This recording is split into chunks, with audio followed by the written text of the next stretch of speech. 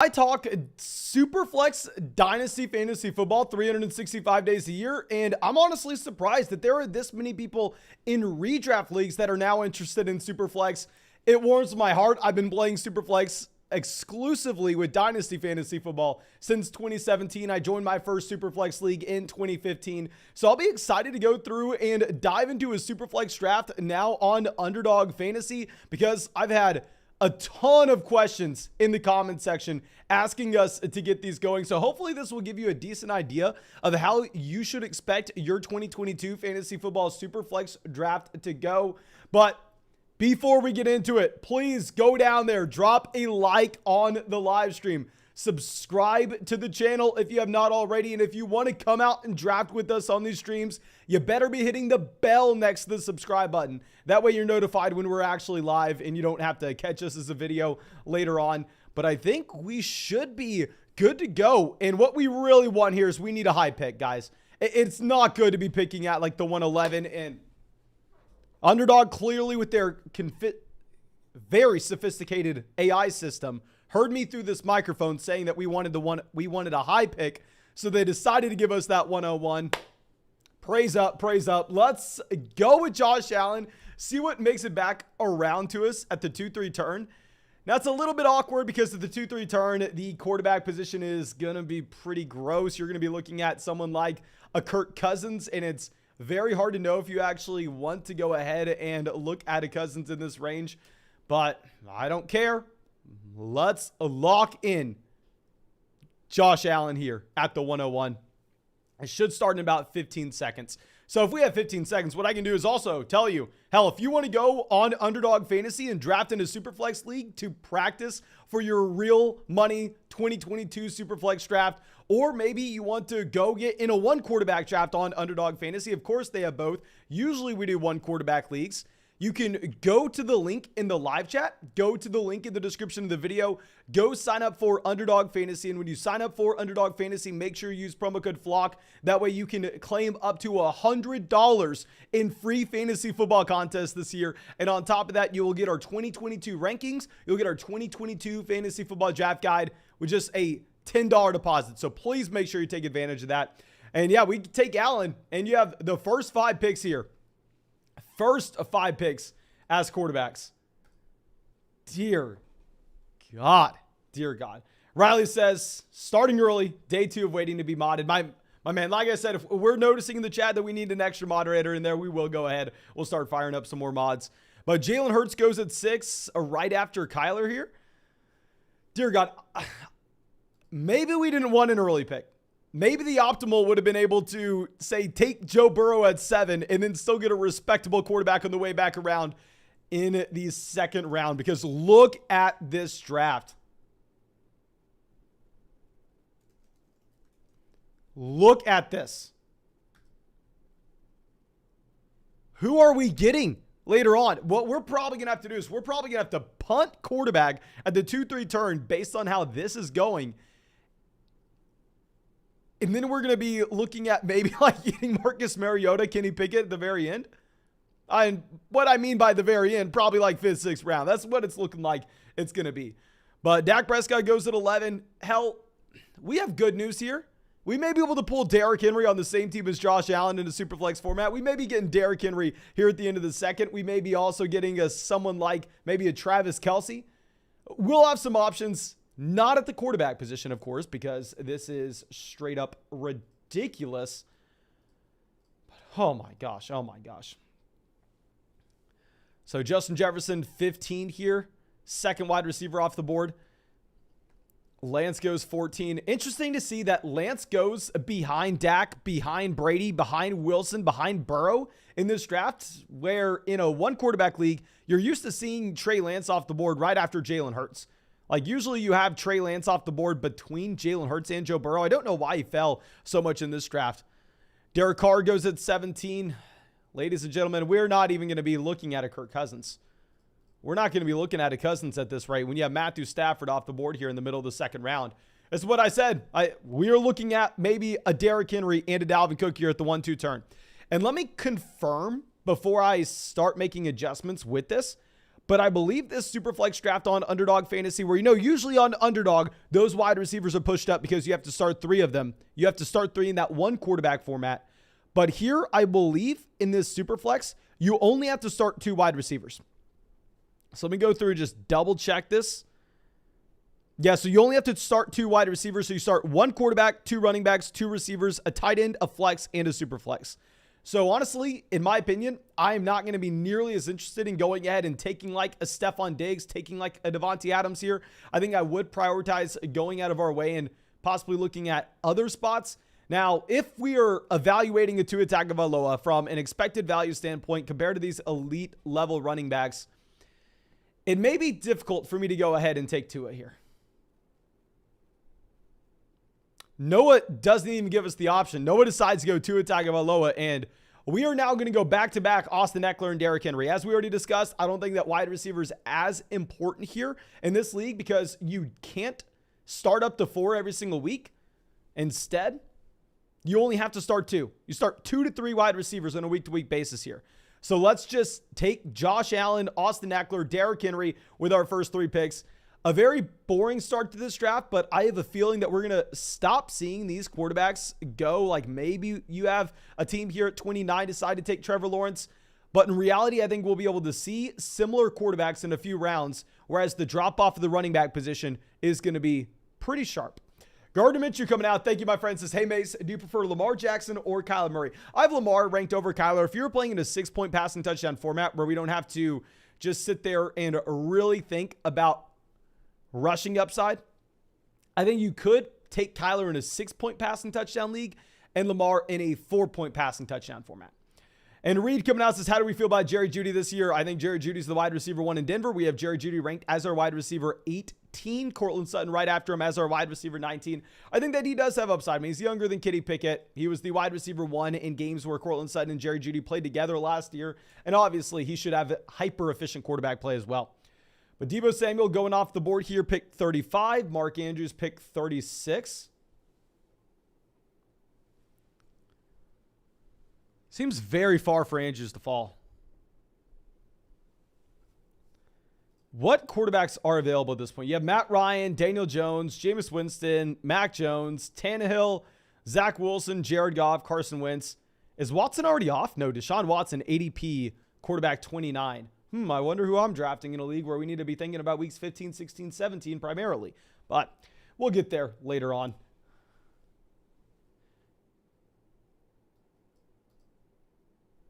Thomas says, LOL, getting your name in blue is the only perk to being a moderator. Hey, Tom, when you put it that way, maybe. When you put it that way. Alex says, Mason, have you heard about Kenneth Walker yet? Yes, Jayan did text me about Kenneth Walker. I don't want to overreact because based on the text he sent me, it sounded like it was more of a precautionary thing where they were just making sure that he was going to be good to go week 1. Now, definitely, we should be bumping up Penny ever so slightly. We should be bumping down Kenneth Walker ever so slightly. But Pete Carroll says it's so we can make sure he's good to go week 1.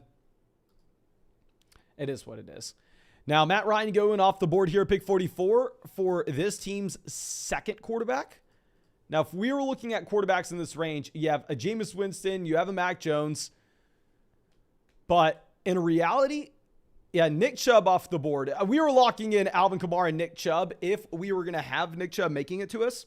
Now that we're taking Alvin Kamara as our running back 3, I think we can go ahead. We can take Jameis Winston here. It's not the most exciting thing in the world, but we are going to be getting ourselves a quarterback 2. And at the same time, we are going to be able to go ahead. We are going to be able to stack him up with Alvin Kamara. I think because Alvin Kamara derives the majority of his value in the receiving game in particular, this should be a spot where they do correlate nicely together. So I think we have probably the best start in this draft so far.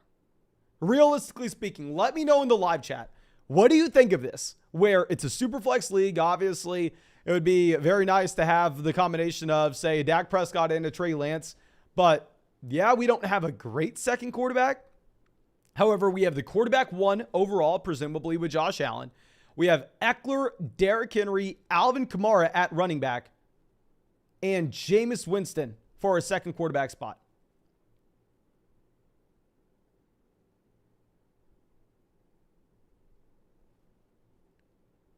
You'll have to be excited about that, right? We have to be excited about this start. Now, if this was like a regular underdog league that wasn't Superflex where you had to start 3 wide receivers, I'd be a little bit more worried when it comes to that. But since we don't have to start 3 wide receivers and we can get away with only having to start 2, this is my favorite thing that we are going to see. Now, Thomas telling us he prefers the Kelsey build at 2. Okay, well, he has Thomas's guy, Justin Herbert there. Also has Mac Jones at quarterback. Yeah, I guess. I'm there with you. I mean, he also has 2 elite level running backs with a combination of Dalvin Cook and Nick Chubb. Honestly thought we were going to go with the 4 strong running back approach, going Nick Chubb and Alvin Kamara at the turn before Nick Chubb went off the board right before us at pick 47. But after this, you do have some of these other running backs going off. So it does look like some people are making the adjustment from this being a league where you would have to start 3 wide receivers to only having to start 2, where you're getting James Conner off the board pick 51. You're getting Travis Etienne off the board pick 53. Zachary coming out says, now that it's becoming more and more unlikely that Alvin Kamara will be suspended during the 2022 season, where would you move him in your home rankings? Zachary, my man, of course, never feel the need to donate. You can just text me at any time. And also, I did update those over there on locals today. I don't know if you had a chance to see that. Let me go ahead. Let me pull up where we put Alvin Kamara. I know it's more and more unlikely that Kamara is not suspended. That's why I was very excited to take Kamara here at the 4-5 turn. But I'm still going ahead and projecting it as a possibility. So currently I have Alvin Kamara ranked as running back, not running back, as the overall 17th player for your home league. We have him in the same tier as Aaron Jones, DeAndre Swift, Saquon Barkley, Devontae Adams, and Alvin Kamara for your regular 2022 fantasy football draft. Okay. So let's move this down. Jalen Waddle going off the board here, pick 63. Allen Robinson, 62. Let's move this around over here. Once Carson Wentz is off, I guess we still have a couple of respectable quarterbacks in this range. Like, Tannehill's going to be starting. Zach Wilson's going to be starting as well. I mean, the wide receivers are great. We punted wide receivers so far. We don't have a single guy in this build. Let's see what Swizzworld decides to do. He goes Cam Akers, pick 66. Interesting to see him decide to go with Cam Akers over Breece Hall here. I assume that most people would be taking Breece Hall over him. But now Going Postal decides to take Ryan Tannehill as their 3rd quarterback. They've yet to take a running back, going with a little bit of a 0 RB approach. You have Darren Waller off the board, pick 68. George Kittle, 69. Okay, what's this report with Zach Wilson? Is he going to be good to go? Wilson underwent knee surgery, and it was a success. There were no surprises. Okay, so it sounds like he can still be playing week 1. Sounds like he can still be playing here. Trying to figure this out right now. Well, we don't even have that possibility of taking a Zach Wilson. Why the hell does Rashad Bateman have an ADP higher than Deontay Johnson? What is going on? We are not doing this at all. We are taking Deontay Johnson and Jerry Jeudy here. I mean, I think you could make the argument that we want to go ahead. We want to grab another quarterback, but in reality, I mean, if Allen were to go down, this team's complete toast. Maybe you could make the argument we should have gone ahead. We should have taken Michael Thomas here at the 6-7 turn because we already have Jameis Winston. I would have been more willing to reach on a Michael Thomas if we didn't already have Alvin Kamara, didn't already have some correlation in here. And I know 99% of people watching this live stream are screaming at me saying, Mason, you're a dumbass. Mason, you have no idea what you're doing. Gabriel Davis was the pick. I got you. And I would say anybody with the brain agrees with you. But I've told myself that regardless of the build, regardless of the construction, it's going to be very difficult for me to ever convince myself to take a Gabriel Davis over Jerry Jeudy, to take him over Deontay Johnson. So I completely understand where you're coming from, but at the same time, I'm not dying to go down that route, especially with Josh Allen. I mean, hell, I think we can get James Cook later on. Maybe we have to take a Dawson Knox later on. We can get potentially an Isaiah McKenzie. We can get a Jamison Crowder. We have a ton of different options with Allen later on. Okay. David Montgomery goes pick 78. Scott says Team 10's looking pretty good. Okay, let's go through. Let's check out Team 10's build. Team 10 so far has Jonathan Taylor, Justin Jefferson, CeeDee Lamb, Javonte Williams, Courtland Sutton, and Jalen Waddle. Okay. I understand your thought process. Maybe you look at this team, go, oh, yeah, no, this is great. Look, they have multiple wide receiver ones. They have multiple wide receiver twos. They have the running back 1 overall in fantasy. I don't know if you can get there with Davis Mills as your quarterback 1. The issue with Davis Mills as your quarterback 1 is the quarterback position is going to be the most correlated position in fantasy football. The expectations coming into the season, and then actual reality fantasy points afterwards.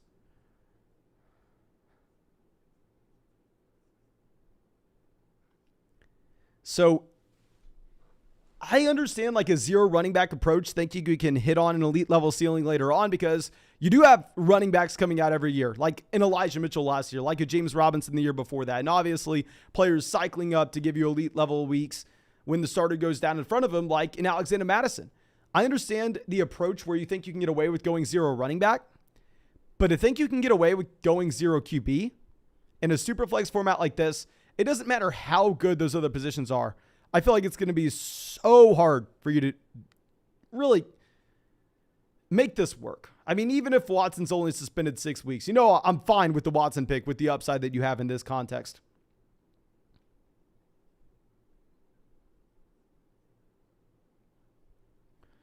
Okay, Amari Cooper going pick 89. Let's move this down real quick.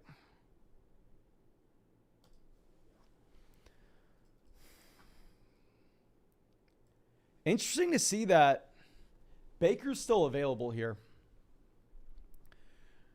3 of the next 4 teams only have 2 quarterbacks, so I would assume that we potentially get Baker Mayfield off the board.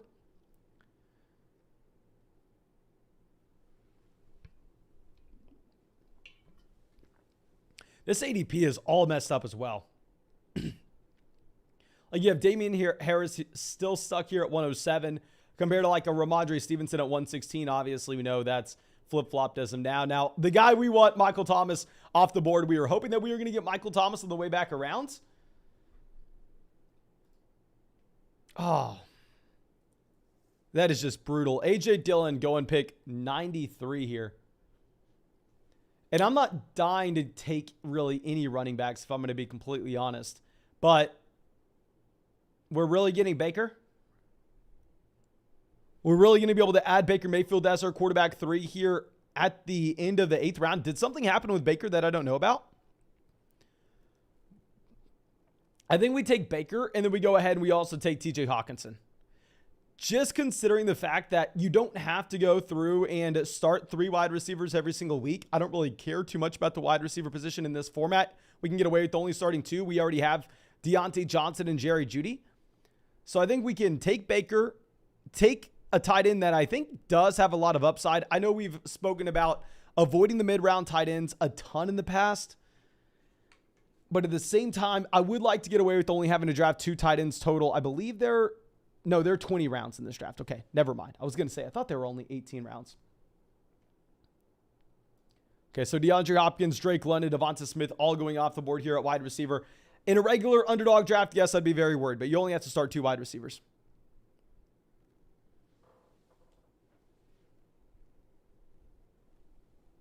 Okay, let me scroll up to the very top just in case you're now coming in here. Please let me know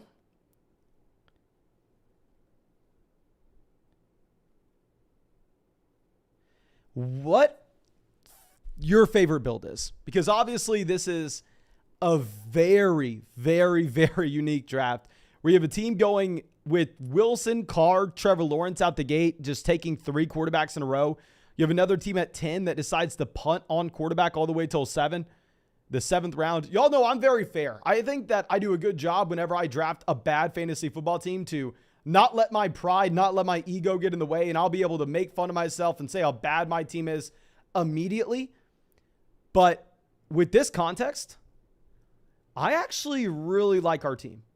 I love our team in a league where you only have to start 2 wide receivers. We're going to have Allen, Winston, Baker Mayfield. So I think we get that quarterback 1 every single week with Josh Allen. Winston, Baker Mayfield can hopefully cycle through and give us serviceable weeks at quarterback 2 at that super flex spot. We have probably the best running back production in the entire league with Eckler, Derrick Henry, Alvin Kamara. We also have Deontay Johnson, Jerry Jeudy holding the fort down at wide receiver. We have TJ Hawkinson sitting there at tight end. I like the idea of being able to pick up possibly, I don't want to get ahead of myself. I'm not gonna say anything. Let's be quiet. Let's be quiet here. Let's be quiet here.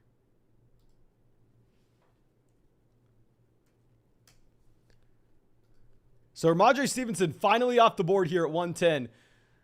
So Ramondre Stevenson, actually, this is very interesting to see. You also have Antonio Gibson in this draft falling behind Rashad Penny, falling behind Kareem Hunt. I guess Penny's probably getting steamed up a little bit here with the Kenneth Walker news that Kenneth Walker is dealing with that injury.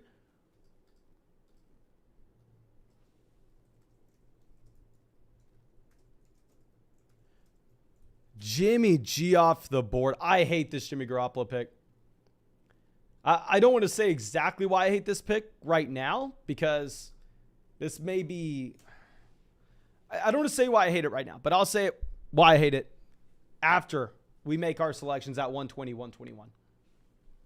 Now, Chris Olave off the board, 113. I would have loved to have Chris Olave to make it back to us on that build where we did take Winston. We have Winston stacked up already with, in my opinion, probably someone that correlates nicely with an Alvin Kamara, but it would have been also really nice to get a Chris Olave with this team in particular. Allen Lazard, 115. Y'all know Lazard's not someone I'm interested in. I'm not necessarily interested in a Damian Harris either. Like, I would be excited to get Damian Harris off the board here. I wonder how far Kenneth Walker ends up sliding down these draft boards. Cordell Patterson off the board, 116. There are 3 players that I want with this team. There are 3 guys that I want. I don't want to say too much at this point, but I think we could have a very exciting turn here. There are 3 guys I want Christian Kirk off the board.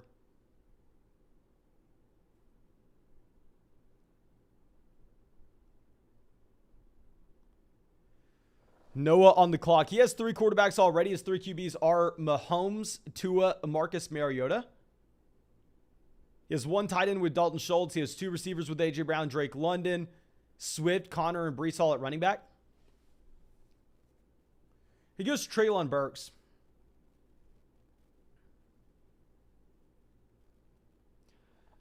Okay, ladies and gentlemen, I will walk you through what I'm thinking here, assuming that we have all 3 of the players that we want making it back to us.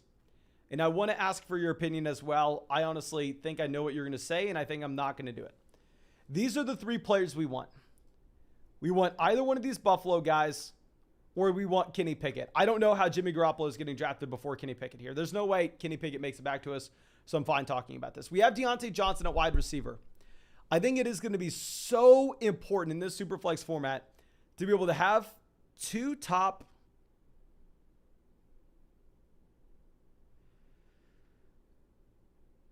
Okay. Dawson knocks off. We're not going to have to draft a second tight end here. Okay. Howdy says Knox and Cook.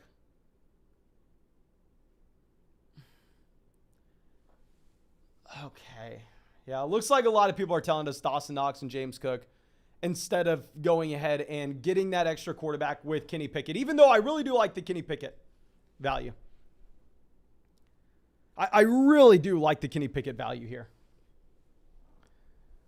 Let me move this down real quick after we take James Cook, pick 121. Melvin Gordon goes off the board, 122. Like, let me know what you think. At this point, would you prefer having Jimmy Garoppolo or Kenny Pickett? Maybe I'm getting a little too excited based on a meaningless preseason performance. But, hell, Pickett looked good out there. And obviously, he has a pretty good set of pass catchers with Deontay, Chase Claypool, George Pickens. Pat Frymuth is great. The coaching staff is great. Like, I don't know why Pickett's still falling. Like, going back in the time machine, if you were to know that you could get Kenny Pickett here at pick 126, 127, Would you have taken like Marcus Mariota at 94 if you're Noah? Would you have taken Baker Mayfield at 96 if you were me? To be honest, if I knew we could have come away with Kenny Pickett here, instead of taking Baker Mayfield at 96, we probably would have just gone ahead and we would have taken a wide receiver. We would have probably taken either Adam Thielen or Drake London back at that Baker Mayfield selection. Yeah, I think that would have been the play, is to go with the wide receiver at the 8-9 turn and then get Kenny Pickett here over Dawson Knox or James Cook. A couple people in the chat saying they love the team at 4. Let's go through. Let's check out that team at 4. The team at 4 has Lamar, Justin Fields, Najee Harris, Leonard Fournette, Pittman, George Kittle. Love the Kittle pick. Rashad Bateman, 76. I mean, here, I don't like this Rashad Bateman pick. I mean, I'm not necessarily a Bateman guy at this price tag. A.J. Dillon, 93. I think that's going to be a great pick with A.J. Dillon in particular. Then DeAndre Hopkins at pick 100. Christian Kirk, 117. Damian Harris, 124. I'm not a big Harris guy, but if you're getting him at pick 124, I think it seems fine. I mean, I definitely don't think it's as good as that team from 1. I mean, dear God, look at that team at the 1 spot. Person in the 1 spot, he should probably freaking create a YouTube channel or something. Share some of his secrets with me. Dear God. So MVS goes off the board, 132. Claypool, 133. And it looks like this ADP is not as up to date as what you're going to see in those other drafts on Underdog. I'm assuming they're pulling the old Superflex ADP that they had from about a month ago was the last time that they had Superflex. They had a Superflex tournament. So if we were wanting to go ahead and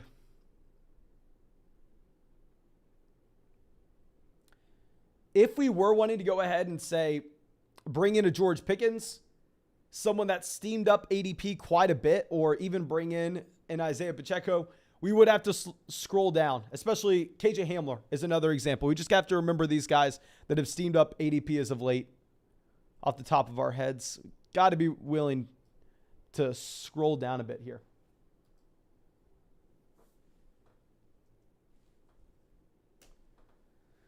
Okay, and real quick, if y'all have not dropped a like in the live stream, please go down there, drop a like on the stream. It helps us out, of course. And if we hit 300 likes in the live stream, we are going to fire up another draft after this one, which I'm assuming we'll hit 300 likes in the stream. I mean, happens pretty much every single stream we do. But, hell, you can make sure it does. All you got to do is go down there and drop that like, of course. Okay, so Darrell Henderson off the board at pick 140. Once we take the combination of Hawkinson and Dawson Knox, we're done drafting tight ends. Like, I definitely prefer the tight end value that you would have gotten in this range compared to us reaching on Dawson Knox earlier on.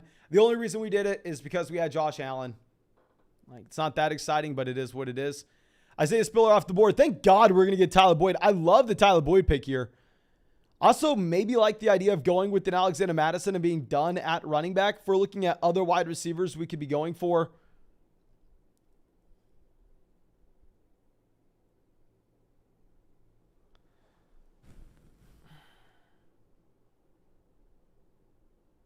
would y'all want us to go out of our way for a Pickens? Would y'all rather have a George Pickens here? He is available. Or an Alexander Mattison. Let me know in the live chat right now exactly what you're wanting. Luke says he likes Madison here.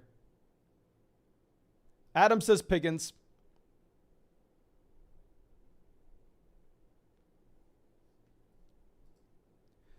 Okay, we have a lot of votes for George Pickens. We're going to go ahead. We're going to reach on George Pickens. Oh, no, he's gone already. Never mind. Oh, dear God. Pickens is gone. My bad on that one, ladies and gentlemen. I thought we could still take George Pickens at the beginning of the 13th. Clearly, Swiss World was making sure that didn't happen. I believe they took Kenny Pickett earlier on. Yeah, they took Kenny Pickett there in the 11th round. So it makes sense for them to just go ahead, take George Pickens on the way back around in the 12th. And once we take Alexander Mattison here, we're not drafting another running back. We're done at running back. We need to load up on some extra wide receivers, possibly grab another quarterback where it can make sense. But we're going to be sitting pretty. I mean, we could even take a third tight end in this build if we want, because remember, this is going to be a 20-round draft. This is a 20-round draft. BJN says, if I joined Underdog last year, can I still use your promo code? I'm very sorry, my friend. I wish you could, but no. The promo code Flock offer is going to be only available one per account. And if you don't know what the promo code Flock offer is on Underdog Fantasy, if you go sign up for Underdog to get in some SUPERFLEX drafts, one quarterback drafts, whatever the hell you want to do, they have player props as well. And you use promo code Flock with your first deposit, they will match your first deposit dollar for dollar up to 100. You'll get our 2022 fantasy football rankings and our 2022 fantasy football draft guide. Ethan says, Mason, I got into one of your Pomeranian drafts this morning. I've been sub for a while, and it was cool to randomly be in a draft with you. Yeah, I did fire up some of those drafts this morning. I'm happy that you were able to get in one with me, my man. Hopefully I didn't embarrass myself. Based on what I remember from the drafts I was in this morning on Underdog, obviously they're not in the live stream. I was drafting at the gym, but I remember having some pretty damn good teams. Of course, I could have just been in my head there. Maybe they weren't as good as I thought they were. But I remember going out there, balling out in some of those drafts this morning. And if y'all don't know, this SUPERFLEX draft right now on Underdog and the Pomeranian they did this morning, 0% rake. You heard that right. This draft we're in right now, and all the Pomeranian drafts, at least that they've had up to this point, 0.0% rake. I don't get it either, guys. I don't get it either. Okay, but Michael Carter off the board here, pick 156. Good for us to see these running backs go off the board. I mean, I think we made the right call taking an Alexander Madison at 145. Taking Madison at 145, locking in our running backs when they were still a value, and seeing this run of guys. I mean, in this round alone, you had 7 of these picks come from the running back position, 7 out of 12. Only 3 from wide receiver. We are already done at tight end. Okay, let's move this down. Gallup, David Njoku off the board. Julio Jones falling a considerable amount here. I mean, obviously, Ronald Jones has been falling. Like, Ronald Jones, this is not his up-to-date ADP. But usually, Julio Jones, even if you compare him to the other wide receivers near this range, usually Julio's way off the board by now.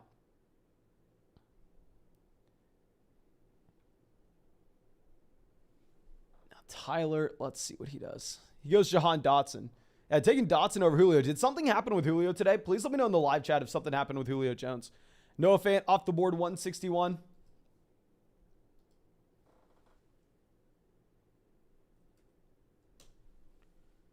Romeo Dubs, 162. We're definitely going to go wide receiver here. The question is just what guy are we actually going to come away with? Let me pull something up real quick. Just a little resource that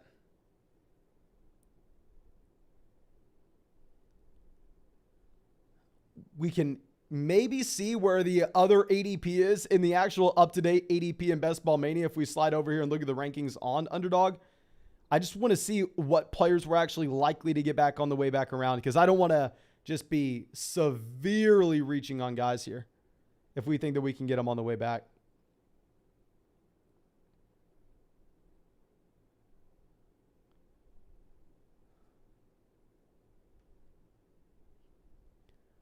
Okay.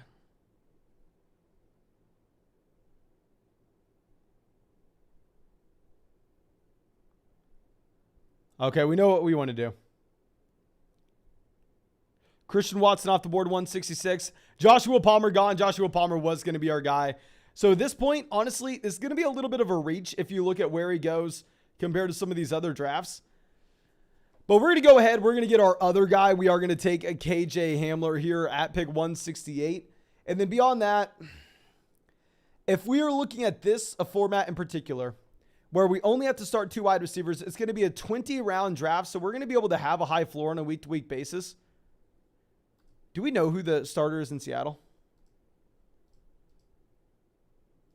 I don't think so. So instead, we are just going to go ahead. We are going to grab another wide receiver here. We're going to take Jameson Williams. With this Jameson Williams selection, we could say, oh, it somewhat correlates with TJ Hawkinson, yada, yada, yada. In reality, it's just the wide receiver that I think for the final 3 weeks during that fantasy football playoff tournament, he will have the elite level ceiling that we're looking for to have one of those random spike weeks.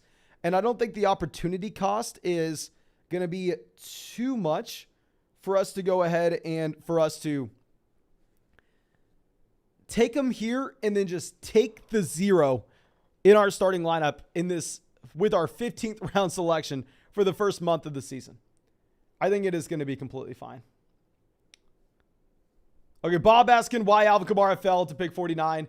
Just simply because with Alvin Kamara here, this is a super flex format. So inherently all these non-quarterbacks are going to go down ADP. I mean, if you're looking at where players fell, hell, look at where I got Derrick Henry. Look at where we got Austin Eckler. Can I sit here and jump up and down and say, oh, I'm smarter than everyone else? We just got the best value in the world with these 2 running backs. In reality, what ended up happening is, hell, this is a situation where all those QBs got steamed up. All those quarterbacks got steamed up. Okay, Desmond Ridder off the board, 176. Please let me know in the live chat because this may matter for our next pick. Who is the starting quarterback in Seattle? Let me know. Who is the starting quarterback in Seattle? Is it Smith? Is it Locke? I have no idea. That's why I'm asking y'all in the chat. I know Geno Smith went out there and started the game. It looks like Drew Lock's going to be missing week 2 of the preseason with COVID. But who's the actual starter here? JG says, who will Aaron Rodgers' favorite target be this upcoming season? Aaron Jones. Okay, can I give you a cop-out answer? Can I say Aaron Jones? I think on paper it's Allen Lazard, but in reality, there's going to be so much randomness. There's going to be a lot of volatility with that projection where it's very hard to nail down exactly who that starter actually is. I'm sorry, exactly who that wide receiver 1 actually is. I think it could be Romeo Doubs. I think it could be Christian Watson. I think it could be Allen Lazard. In a very weird world, it's Sammy Watkins, in a world that I would want to live in. But let's look at what people are saying. Geno, Thomas saying Locke has COVID. Luke saying it's Jimmy G. Brian says it's Jimmy G as well. Here's my issue with it. Wouldn't you think if the Seattle Seahawks were going to trade for Jimmy Garoppolo, which I thought was a possibility a few months ago. Guys, I thought that was going to be a possibility a few months ago. Wouldn't they have already made the play?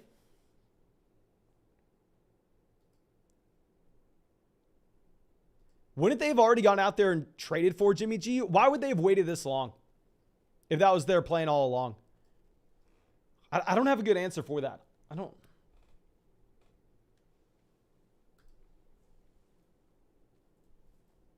Okay, I know we have a lot of people in the chat saying we need to go ahead. We need to take Taysom Hill. Guys, I understand the thesis with Taysom Hill. I would be more excited about the upside he may have in the case of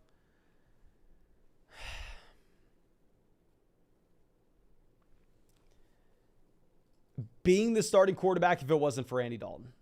Like, if it was just Jameis Winston and Taysom Hill there, then sure, I think you could sit here and we could say, oh, yeah, you do have a lot of upside from a Taysom.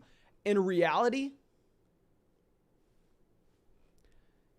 if Winston goes down, Andy Dalton's going to be the starter in New Orleans. I don't think it's going to be Hill. Marcus says, if I use code FLOCK, how do I get the rankings and draft guide? Okay, so when you use promo code FLOCK on Underdog Fantasy, they'll match that first deposit that second you make the deposit. So like if you deposit $10, then you'll see immediately that you have $20 in your account. But it's going to take about 1 to 2 hours for the 2022 Fantasy Football Draft Guide and rankings to be sent to your email. So wait 1 to 2 hours, check your email. If you don't see them in your email, check your spam. And if you don't see them there, you maybe put in promo code FLOCK wrong or something. Send me an email personally, and I'd be happy to get that situation sorted out for you. Now, Isaiah McKenzie off the board here, 189. Isaiah McKenzie was going to be a player that we were considering just because we have Josh Allen. But a couple of these quarterbacks may be interesting for us to bring in a fourth guy here. A couple of these QBs may be interesting.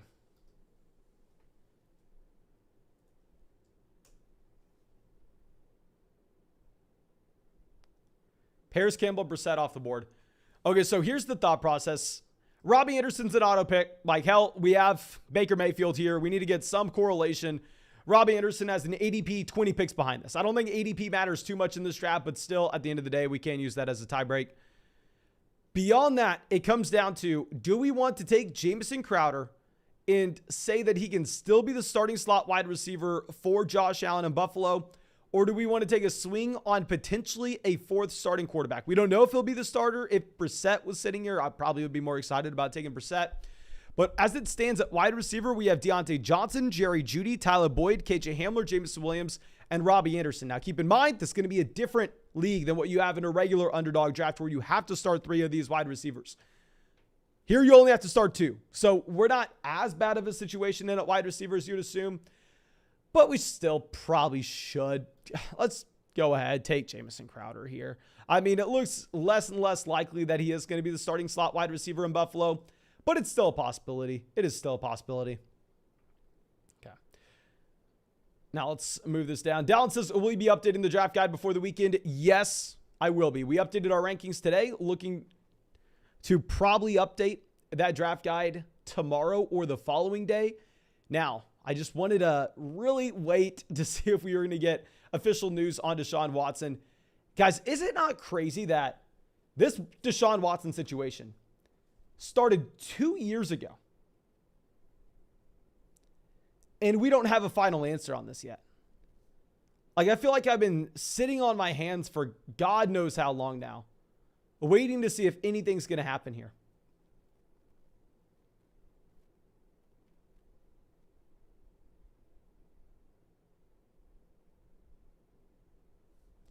Absolutely wild. And I just saw Will Fuller was trending, so I was like, oh, dear God, is Will Fuller signing? No, it looks like someone bet that Will Fuller is going to lead the NFL in touchdown passes. It's 500 to 1. I'm not going to lie. I probably wouldn't put $1.5 thousand down on it. But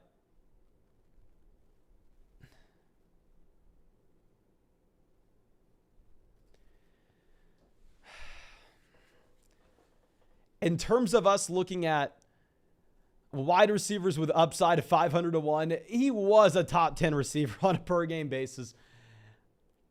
If he were to sign in Buffalo, if he were to sign somewhere special, it could be really exciting. Zachary says, let me know if the guy needs any updating on my end. Thank you, my man. All I would say is, since we haven't had any news really change, if you could go through on locals, just pull the new top 150 rankings that I posted. Should be really clear cut and concise, like I sent you individually. If you could just move the rankings in the draft guide, that would be a ton of help. And JG says, do you think Trevor Lawrence can be an elite level quarterback? We talked about this some on the live stream yesterday. It is very funny because if you're looking at a Trevor Lawrence, this is a quarterback that falls in line with other rookie quarterbacks historically that when they post a season that bad, they never turn it around. Like the only quarterback that was worse from an adjusted yards per pass attempt standpoint last year than Trevor Lawrence was Sam Darnold. And that was it.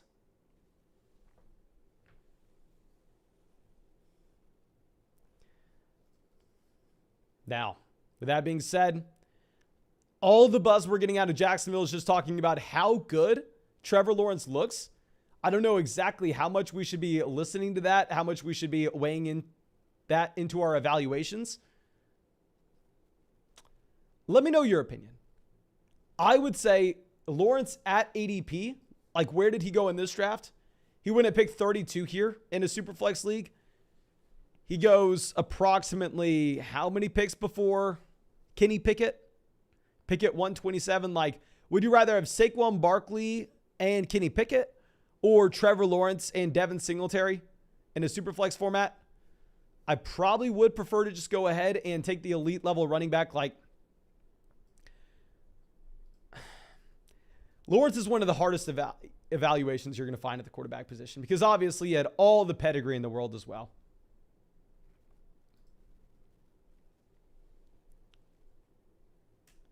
Okay, so Gus Edwards goes to 10. Let's move this back around. Charles coming out. Thank you, my friend. Says 2 keeper happy PR 12-team league. 1 quarterback, 2 running backs, 2 receivers, a tight end, and 2 flex. Should I keep Romeo Doubs in the 14th or Jalen Waddle in the 9th? Oh, dear God. Please do not overthink this, my friend. Do not overthink this. The downgrade from... Oh, no. Dobbins in the 14th. Oh, okay. That is so much better. I thought you were talking about Romeo Dubs. I was going to say, A, how are you keeping a rookie? And B, what are we talking about? But no. Okay, so Dobbins in the 14th or Jalen Waddle in the 9th. You're already keeping Jamar Chase on this build. And this is a team where you do start 2 wide receivers and 2 flexes. So I think it's going to be fine. If it's only a 2-keeper format, that 4th round pick is actually going to be worth a considerable amount.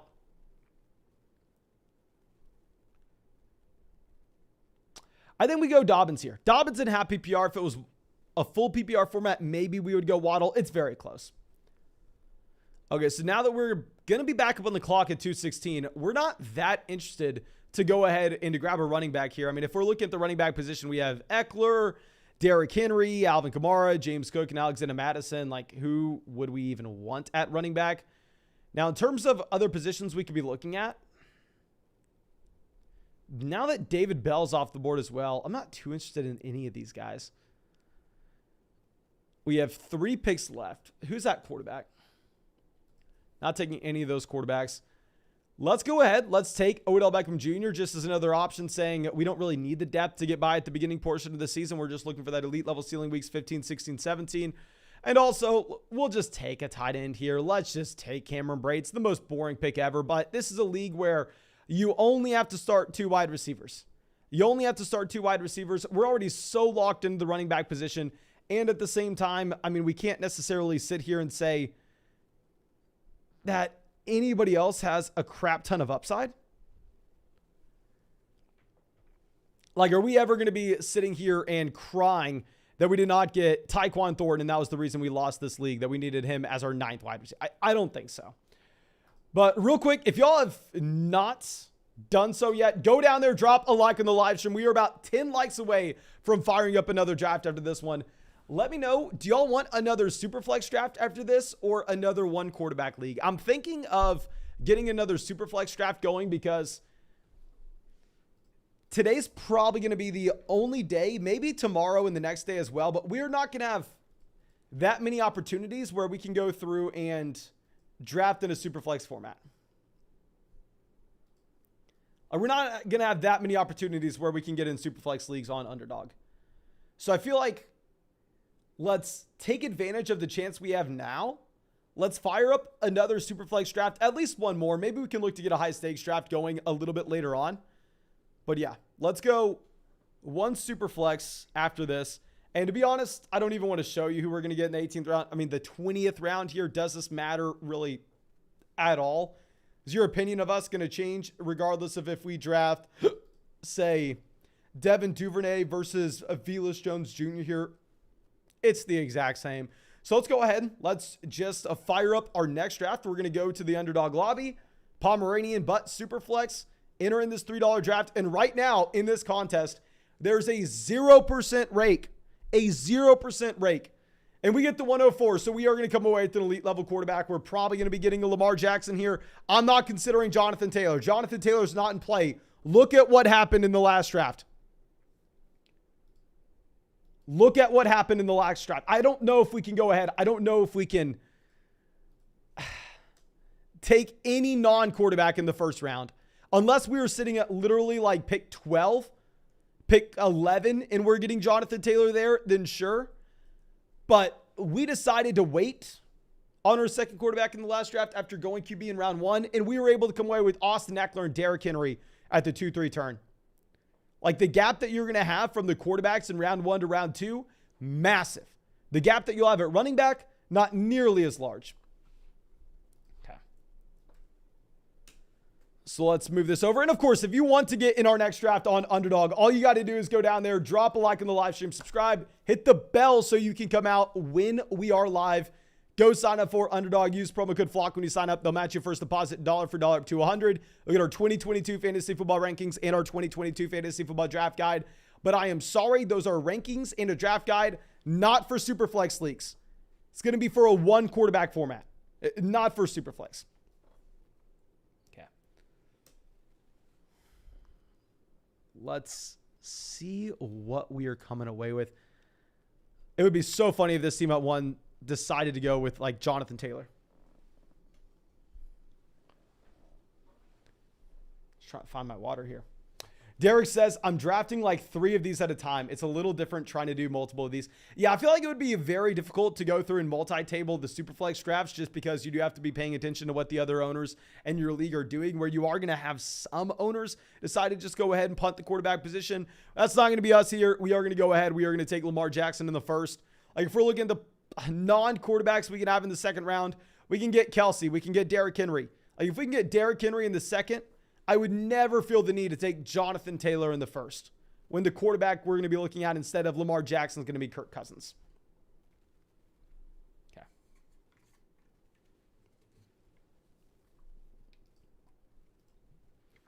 Now we have Jalen Hurts here at pick 5. Let's see how many quarterbacks we get in a row before you have your first skill positional guy off the board. I'm assuming that it's a considerable amount. In that last draft, it was wild. But here you have Jonathan Taylor at 7. So Taylor sneaking in before Burrow, before Lance. You also have Christian McCaffrey off at 8. So let's see if this works out for them. If they can still get one of those top tier quarterbacks, like if they can get a Dak Prescott, a Tom Brady, a Lance, a Burrow. Lance and Burrow are going to be off the board, but if they can get a Dak or a Brady at pick 17, 18, maybe they don't feel too bad about these selections. Especially these Superflex drafts are going to be very different from league to league, where you may have some teams here at the end of the first round deciding to go with elite level wide receivers. You may have some teams deciding to go get Justin Jefferson, Jamar Chase. This team at 9 goes ahead and they take a Joe Burrow with the 9th pick. I'm assuming we get Lance off the board. Russell Wilson gone. It's so funny that just changing the ADP ever so slightly is going to change the psychology of drafters, where in those one quarterback drafts on Underdog, Lance goes right after Jalen Hurts and Kyler Murray. He goes before Burrow and Russell Wilson in every single draft now. Whereas it is back-to-back Superflex drafts where this ADP is a little bit different. So you do have Lance going behind both those guys. And you have Cooper Kupp, Justin Jefferson here at the 1-2 turn.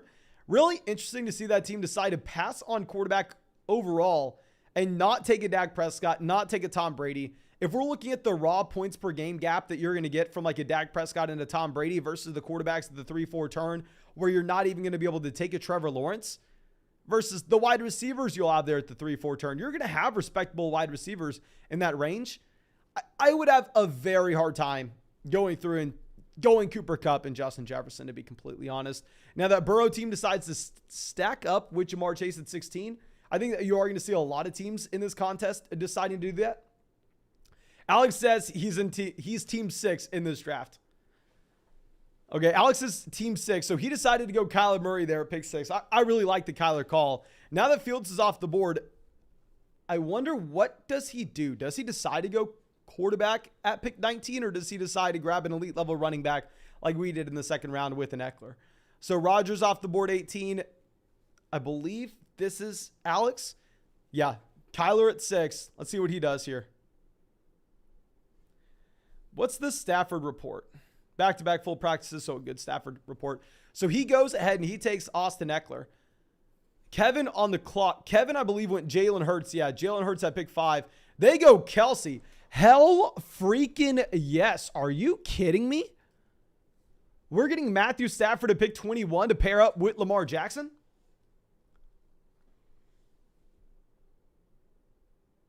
That is so exciting. This is a very, very exciting that we're going to get a Matthew Stafford here. Kirk Cousins at pick 22. Oh my gosh. I loved our start through the first 3 rounds in that last draft. That last draft, if you weren't not able to see it, we went Josh Allen, Austin Eckler, Derrick Henry through the first 3 rounds. Here we are going to go Lamar Jackson, Matthew Stafford. I don't know if we're going to be able to get another quarterback on the way back around, but to be completely honest, I don't give a damn now that we have these 2 guys paired together. Swing this around. Okay, this team decides to go Tua over just getting Stephon Diggs in that stack in at pick 25. And let me repeat myself. I know I'm boring when I say this, but really understanding how to adjust to the nuances of your actual fantasy football league is going to be so damn important for you to actually be a profitable fantasy football player. And the adjustment that we have from having to start 3 wide receivers to only having to start 2, in my opinion, it does make a drastic difference. It makes a drastic difference where I don't know how excited I would be to go ahead and just lock in Stefon Diggs here. Whereas in that league where we have to start 3 wide receivers on underdog and we get the flex so you can start up to 4 every single week, there I'm going to go ahead. I'm going to take Stefon Diggs over Dalvin Cook, take him over Najee Harris. But in this format where instead we only have to start 2, we are going to go ahead. We're going to push up Dalvin. We're going to push up the running back. We're going to go Lamar Jackson, Matthew Stafford, and Dalvin Cook through the first 3 rounds. Maybe you could make the argument we need to go ahead. We need to take Mark Andrews to pair up with Lamar Jackson. If that's your argument, fair. Honestly, probably a very good point. We probably should have done it. But hell, it's freaking Dalvin Cook. What do you want me to do? What do you want me to do? Okay. Juan says, are you only going to do Superflex drafts today, Mason? I don't know. We may get a 1 quarterback draft going after these.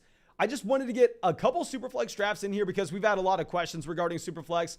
And also, we've done 1 quarterback drafts every single night on the live stream for over a month. We're going to do 1 quarterback drafts every single night on the live stream for like the next 3 weeks as well.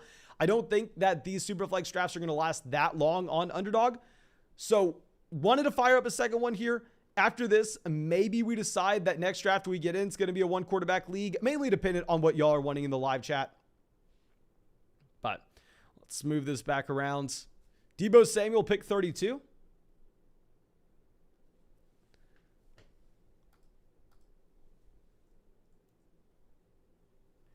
Mark Andrews finally off the board here at 33. As I said, I think you could make the argument that we possibly should have gone ahead. We should have taken Mark Andrews to pair up with Lamar Jackson in the 1st and 3rd round. DeAndre Swift, 34. We have a question in the chat asking how to adjust to a 10-team Superflex format. So if you're looking at a 10-team Superflex league, it is going to be significantly easier for every drafter to come away with 3 quarterbacks. It's going to be so easy for them to come away with 3 quarterbacks. Some people are even going to have 4 starting quarterbacks. It will 100% skew the supply and demand ratio in a 10-team league. So in that 10-team league, I'm going to be much more willing to push up those elite level running backs. I would maybe even take Dalvin Cook over Matthew Stafford in a 10-team league, if I'm going to be completely honest. It's just in that 12-team league, these quarterbacks run out very quickly. Now you have Jameis Winston off the board here, pick 37. We ended up getting Jameis Winston in that last draft at pick 48, so definitely feeling pretty good about that. Let's scroll this back around. I am excited with what we're going to have on the clock here. Kyle Pitts, 43. Kyle Pitts was going to be one of those players we were going after. But Kevin Hood on the clock at quarterback. They have Jalen Hurts, Trevor Lawrence. They have Travis Kelce at tight end. So they don't have a receiver. They don't have a running back yet. I don't know if they would want to reach on Mac Jones. How many viable starting quarterbacks are there left? You have Mac Jones. They go Fournette. Fournette was going to be one of our picks. We're locking in Javonte Williams here. And you know what? I know some people may want to see us to go Tyreek Hill. We haven't had a wide receiver. Tyreek is clearly... Oh, crap. I'm so dumb. I'm so dumb. I don't want to say anything. I thought we had back-to-back picks. In the last draft, we were picking out 1. So I thought we had back-to-back picks in this one. I went through. We were trying to take 2 guys back-to-back. Javonte Williams versus our other guy. I may not even have them that far apart. Like Alvin Kamara goes off the board. To be completely honest, I have Alvin Kamara ranked before Javonte Williams. I thought we were taking them back-to-back there. I thought we were getting Javonte Williams and Kamara. If I could go back in time, I would. We would take Alvin Kamara instead of Javonte, but we were planning on going back-to-back running backs there.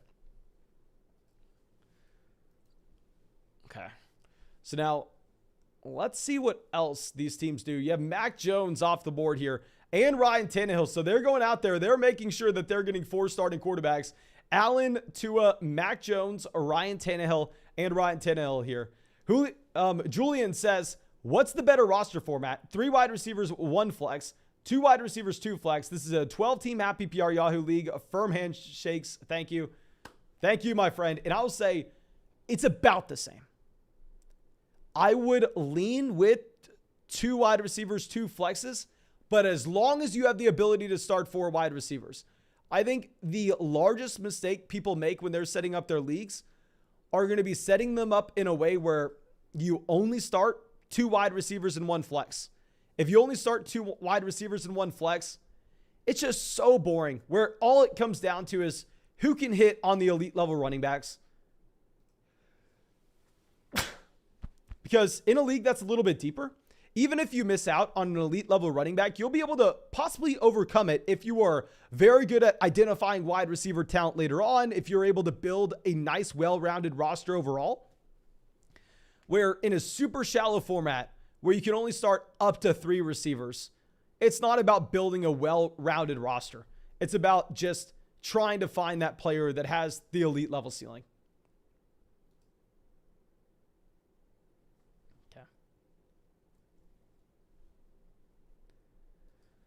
Now we have Carson Wentz off the board here, pick 55.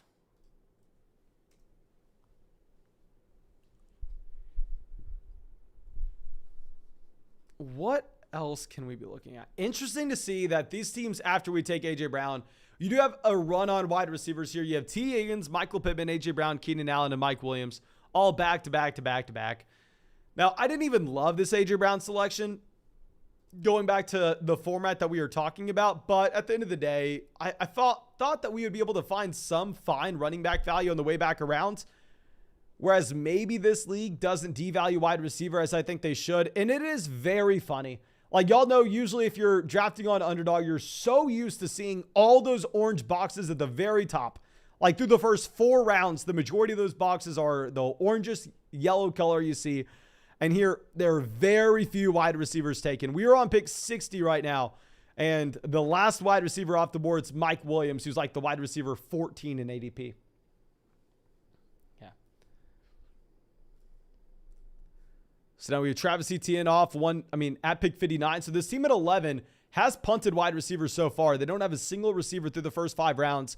Baker Mayfield goes pick 60, Jared Goff 61. We ended up getting Baker Mayfield, at 72, 73 at the last draft? God, our last draft was just beautiful. Now, this team at 11 continues to punt on receiver. They decided to take George Kittle at pick 62. Yeah, so look at these wide receivers that are falling. Usually, George Kittle goes about 20 picks behind Sutton, 20 picks behind Waddle. Same thing with DJ Moore. Like, usually, these wide receivers are long gone. Sutton finally goes. At this point, I have an idea. I think I know what we want to do. I don't know if we'll be able to do it, but I have an idea of what we want to. What was the report on Waddle? Please tell me nothing bad's going on with... Oh, dear. Why is he not practicing? Waddle was present for practice Tuesday, but didn't participate. That usually suggests a minor injury, although the team hasn't announced anything. Waddle was held out of the preseason opener against Tampa along with the other starters, and it's unclear if he'll be in the lineup for the Dolphins' second game on Saturday against Las Vegas.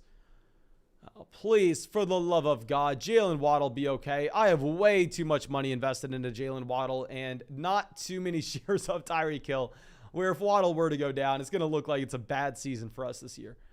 If Waddle makes it to us a big 69, we have to go ahead. We have to take Jalen Waddle. I know a lot of other people probably want another wide receiver at this pick, especially considering our construction, but Waddle's my guy. If Waddle falls to us at pick 69, I'm going to go ahead. I'm going to take him. It's Kevin on the clock. They have at quarterback Hurts, Lawrence, at running back Fournette. They have Keenan Allen at receiver and Travis Kelce at tight end. Let's see. Do we end up getting Jalen Waddle? This is how we break it down. We're either Waddle or Allen Robinson. Okay, so we are going to go ahead. We're going to take Allen Robinson. If you look at my rankings, I do have Hollywood Brown ranked ahead of him. But the thing is, we took Matthew Stafford. So if we take Matthew Stafford here, I think it does make a lot of sense to just go ahead and to get Allen Robinson as our wide receiver 2 off the board. Clearly, we are bringing in a decent amount of correlation with that. Liam says, hey, Mason, just finished a Pomeranian draft from the 4 spot. Started Lamar, Cousins, Mixon, Pittman, and Breece Hall. Interesting, I'll say, my man. I don't want to flex on you or anything. Not as good as Lamar, Stafford, Dalvin, Javonte, A.J. Brown, Allen Robinson. I don't want to flex on you or anything, my man.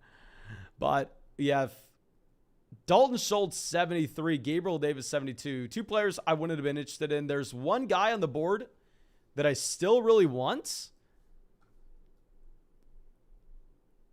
Probably not the player y'all are expecting.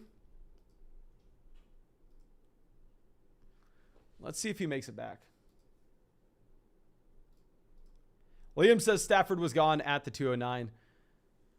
Did you not have a shot at the 209? I think. Did he pick at the 209? Oh, he was gone by then. That makes sense. Hollywood Brown off the board, pick 74. Hollywood. I don't want to, I can't say too much. I got to be quiet. We got to be quiet. I don't know if this person's watching the live stream. I'll tell you all when we're on the clock. Okay.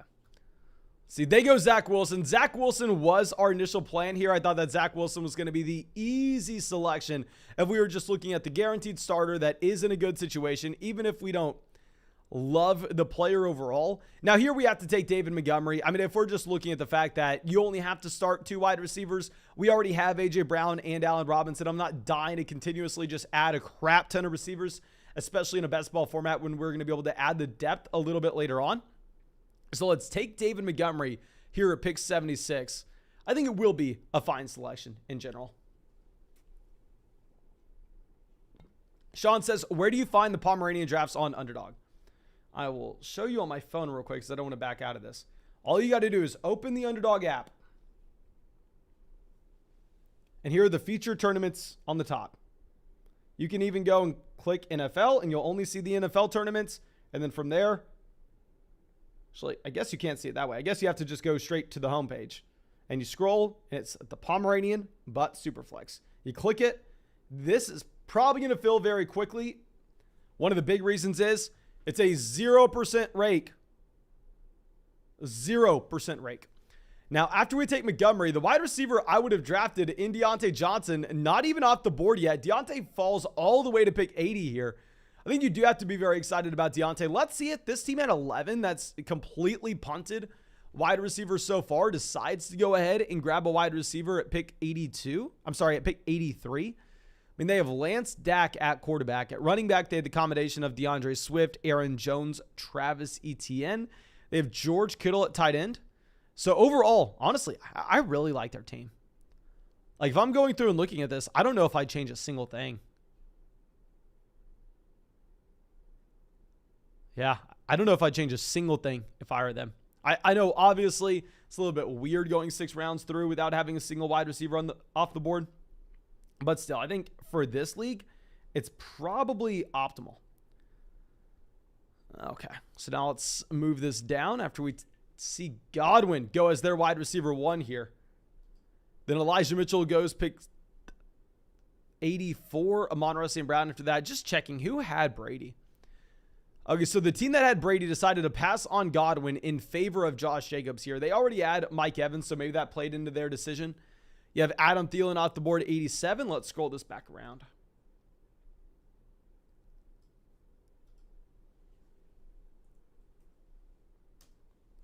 And real quick, if you have not dropped a like in the live stream yet, please make sure you go down there, drop a like on the stream. If we had 400 likes on the stream, we will fire up another draft after this one.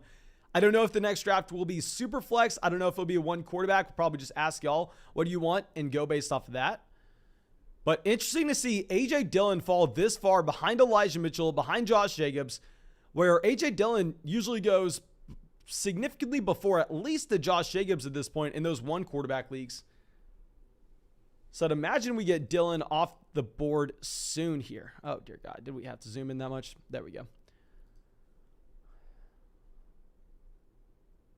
They go Michael Thomas. Yeah, so Michael Thomas was the best wide receiver available. I don't think it was relatively close either.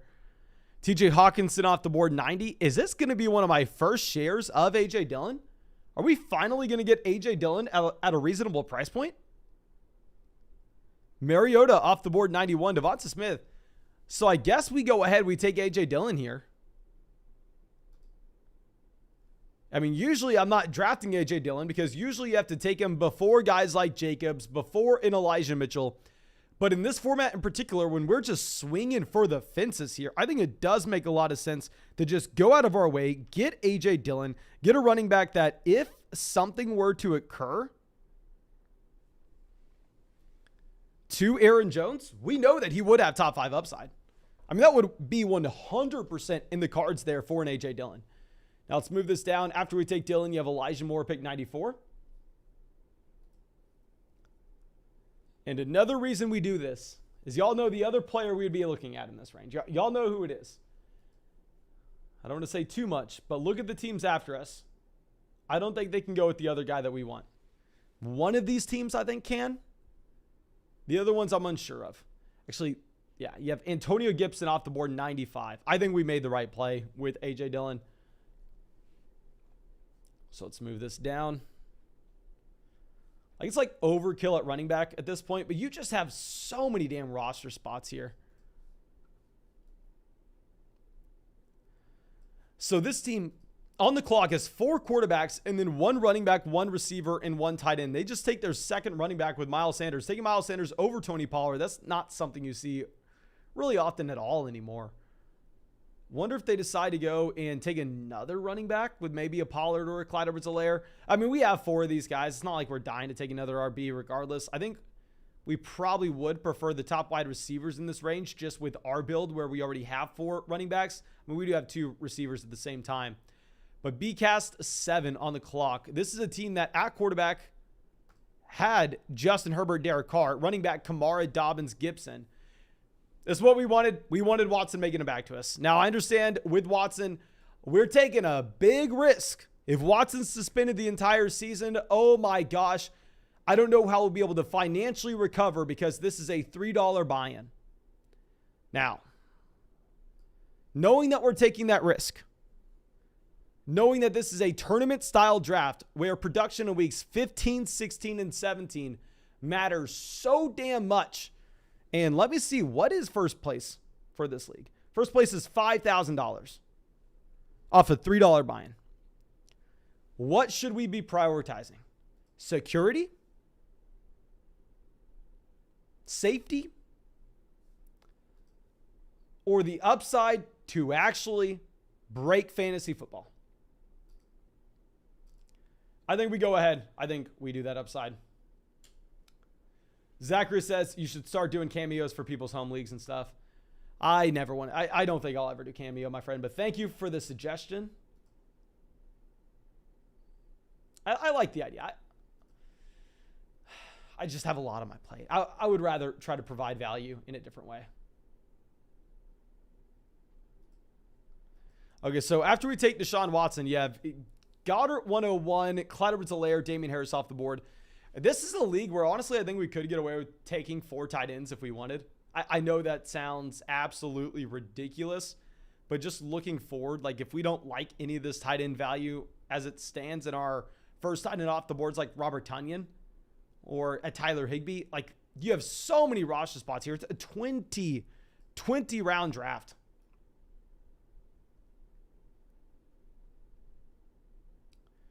Okay. So Hybrid says, hey, so it doesn't let me do underdog fantasy because I live in Nevada. Is that a mistake? No, I think with Vegas there, like they have a lock on sports books and such, at least the online versions. So no, you can't do underdog in Nevada. I think ineligible states for underdog include Nevada, Louisiana, Michigan, Hawaii, Washington. I think that's about it. Maybe Maine. I think that's it. Like, we don't have online sports betting in Texas or Florida where I've lived over the past 2 years, but we've had underdog.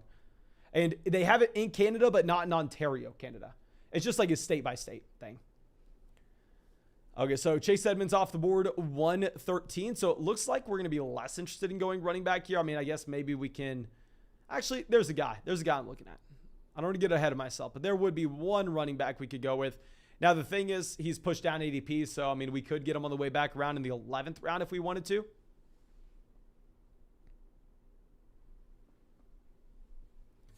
Let's just make sure we're on top of ADP here because this ADP set does look to be a little wacky.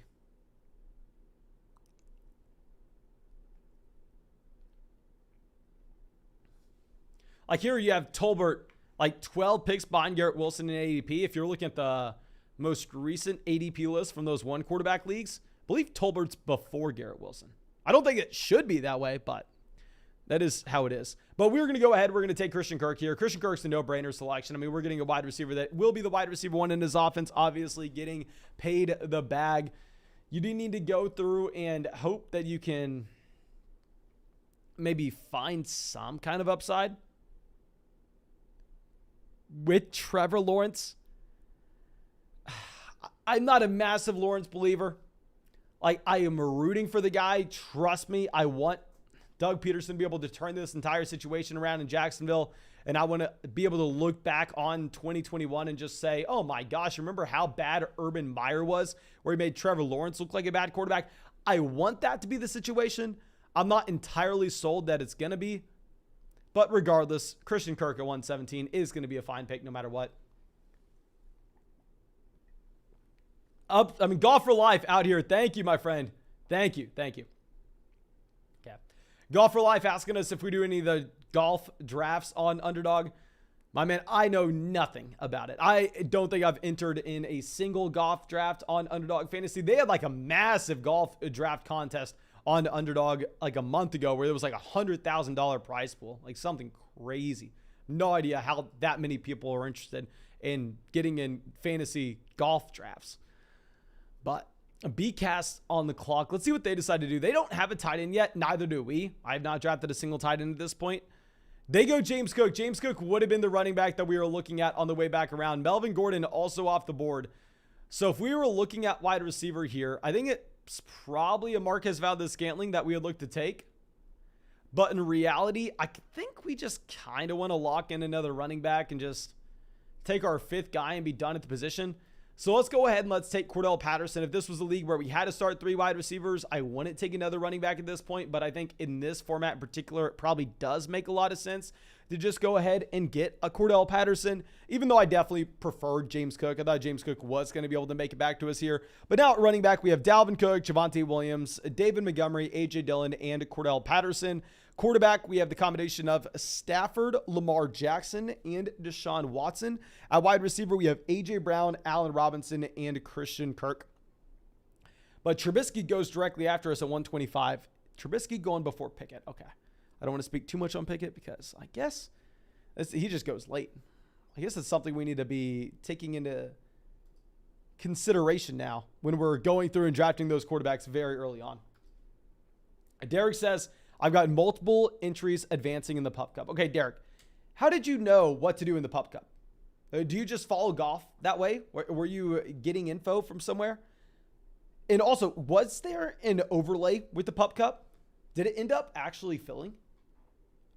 Or was there an overlay? Please let me know. I was supposed to be watching that, and then I remembered like to check it way too late. The contest had already closed, and I couldn't see if it was filled or not. Okay, so Lockett going off the board here, 131. You have a lot of other running backs going this range. So honestly, kind of feeling good about our selection of Cordell Patterson now that we see Rashad White, Nyheim Hines, and Isaiah Spiller all off the draft board. It is a little nerve-wracking there deciding to go ahead and deciding to take Cordell Patterson when clearly we have no idea how these other drafters are going to be at the running back position, and we could be looking maybe at a really good value later on, but clearly that's not going to be the case in this league. So let's move this around. Kenneth Gainwell off the board, 133. The more running backs that go, the better for us. Get every single one of these running backs off the board, please. Let's see, a running back after running back after running back after running back all get drafted.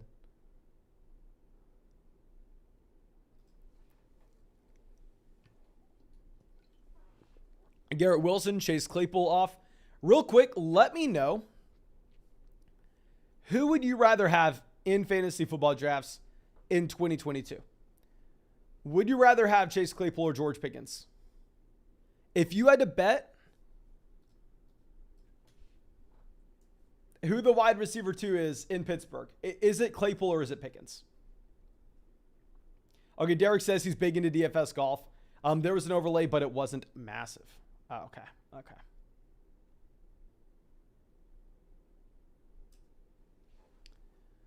So we have 1 vote for Pickens, 1 vote for Clay, Pickens. Okay, so everybody's in on George Pickens, outproducing Chase Claypool as the wide receiver 2 here in Pittsburgh this upcoming season.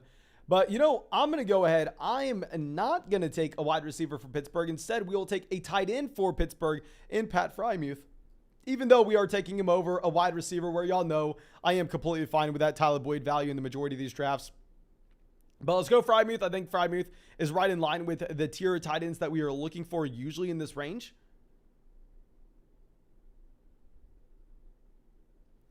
And I'm assuming Pickens is still available. So if we were to want to go with the George Pickens, on the way back around in the 13th round, we could decide to do that if we want.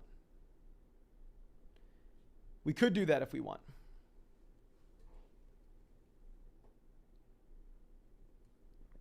Okay. So after we take Freiermuth, you have a little run on tight ends here with Irv Smith Jr., Hunter Henry. Jacoby Myers goes 144, as well as Devontae Parker. Did that team decide to take Mac Jones early on? I'm assuming they did. Yeah, Mac Jones there at pick 48. So that makes a lot of sense why they just go ahead. They reach on those two players. So my initial thought was to go ahead and to take Tyler Boyd here.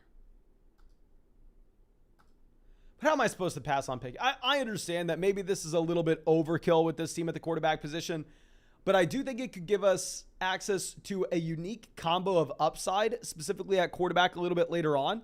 And maybe it could also present us with the opportunity to sneak in someone like a Stafford or sneak in someone like a Lamar if they miss a stretch of games during the middle of the season.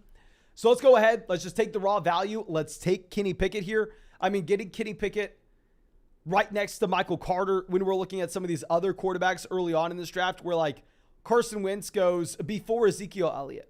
Would you rather have Carson Wentz and Michael Carter Jr. or Ezekiel Elliott and Kenny Pickett, or James Conner and Kenny Pickett, or Travis Etienne and Kenny Pickett?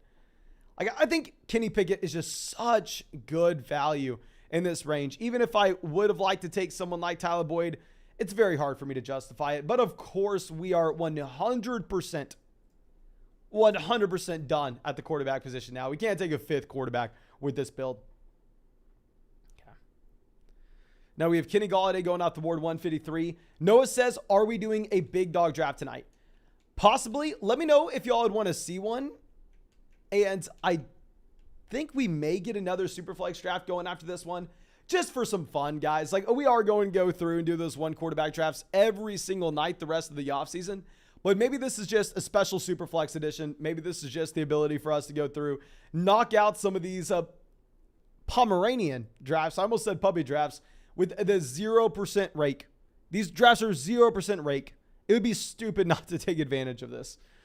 Now, Mike Gesicki off the board, pick 155. Tyler Boyd finally goes 156. Guys, please, please, please, please, please, please, please. Let me know, did something happen with Tyler Boyd? I prefer Tyler Boyd over KJ Osborne, Kenny Golladay, Christian Kirk, Rondale Moore, Devontae Parker, Jacoby Myers, Jalen Tolbert, Chase Claypool, Garrett Wilson. That's where it gets borderline. I think that you should have had Tyler Boyd off the board about 20 picks ago if you wanted to take a receiver. It's just crazy value with Tyler Boyd. Riley's saying, what does 0% rake mean? Okay, so essentially what rake is you can see this whenever you go and enter in an underdog contest, is of course, underdogs sponsoring the channel, paying me to do these drafts. They're paying you when you sign up with promo code FLOCK. And at the end of the day, Underdog Fantasy is not a charity. They have to make money in some way. So what they usually have is a rake on drafts. Every single fantasy sports company does the same exact thing. Underdog, what I love about Underdog is they're very transparent with it compared to other platforms. And they'll just say like 9% rake before you enter a draft. So that means Underdog takes 9% of the pot. That's how they make their money. But in this tournament contest, the rake is 0%. So Underdog does not take a single penny. Now, at this point, we need a wide receiver. We need tight end. There are a couple different ways we can go. You have Jameson Williams off the board, 162. George Pickens still available. We will go ahead. We will take George Pickens if he makes it to us. Especially when we have Kenny Pickett. We could get the double stack with Kenny Pickett, Pat Freiermuth, and George Pickens if we get that opportunity. Lorenzo says, I finally got to draft with you at 11. Okay, we'll be happy to go through, check out your draft, my friend. Happy that you're able to make it in. And after this, let's see what Kevin decides to do. Are we going to get Pickens? Let me know in the live chat. Do you want us to go with the Julio Jones or George Pickens if we have the option? Pickens is off the board. Let's go ahead. Let's take Julio. It is what it is. If I was not going to take Julio Jones, we would go ahead and we would take Joshua Palmer. They are in a very similar range for me. So let's take Julio, and there's a chance that we still get Joshua Palmer on the way back around here.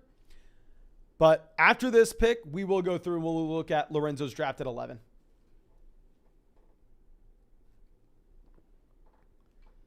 Robert Tonyan off the board, 186. I do like the tight ends in this range as well. Like, we definitely have to draft 3 tight ends. I just think it also makes sense for us to just take advantage of some of this wide receiver value when we can.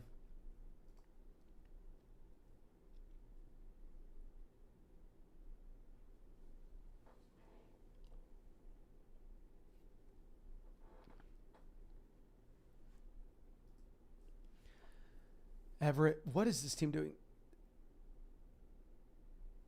They go McCole Hardman, 168. I wouldn't have gotten Hardman. I think our pick's Palmer if he makes it back around. I'm going through. I'm trying to figure out exactly where does Palmer go in the 1 quarterback version of this draft. So Brian Robinson off the board. Good for us. We're not looking at running back. Since we took Cordell Patterson, we're done at running back. Yeah, I think we made the right call. I think we made the right call going with Julio, potentially getting Joshua Palmer on the way back around. If we don't get Palmer, I think we may end up going with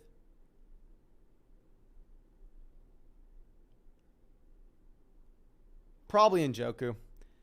Njoku's off, so let's go ahead. Let's take Joshua Palmer as our wide receiver 5 here. We are just trying to cycle through wide receivers in a best ball format. Obviously, we only have to start 2 wide receivers every single week. We have A.J. Brown as well as Allen Robinson. So it's not like we're completely dead at wide receiver. I do think that we're in a fine range. So far at receiver, A.J. Brown, Allen Robinson, Christian Kirk, Julio Jones, Joshua Palmer. We only need to start 2 of these guys. At running back, we have Dalvin Cook, Javonte Williams, David Montgomery, A.J. Dillon, as well as Cordell Patterson. At quarterback, we have Lamar Jackson, Matthew Stafford, Deshaun Watson, and Kenny Pickett. So I think, especially if Watson is only suspended 6, 8, 10 weeks, we should have elite level quarterback play every single week. And on top of that, we are going to be in a situation where we are just thriving at running back. But let's go through. Let's check out the team at 11 for Lorenzo. This is the team that started. Okay, we were talking about this team earlier. I didn't even know that you were a part of the flock in this draft. You know, we were talking about this spot from 11, and I loved it. I mean, going through getting Lance and Dak in the first 2 rounds, I completely agree. I think if you're looking at the quarterbacks that are going to be available to you at the end of the 3rd, the beginning of the 4th, it is a no-brainer decision. A no-brainer decision. You have to do it here to go ahead and to take the combination of Trey Lance and Dak Prescott. Beyond that, DeAndre Swift, Aaron Jones, Travis Etienne. That's exactly what I would have done. George Kittle, getting that stack in there with Trey Lance. And also, in my opinion, probably just the best player available. Like, just a great start to this draft. Godwin, I like the value of. Darnell Mooney. Brandon Ayuk getting the double stack out of value. Hunter Renfrow here. Let me see. Do we take Renfrow? Yeah, probably. Lockett, Garrett Wilson, Gesicki, Gallup, Hammer. You killed this draft, my friend. Absolutely killed this draft. I think you have a much better draft than we do. Johnny coming out with a donation with the support. Thank you, my friend. I appreciate it. Thank you so much. Edward says, I'm on Underdog. Where are the Superflex drafts? Okay, so Underdog does not always have Superflex. That's why we are doing it right now whenever they have it. I think they should probably have it for the next few days, but if we're looking at this, and maybe they open up another contest later on, all you have to do is go to the lobby, go to the home screen, and it says the Pomeranian but Superflex.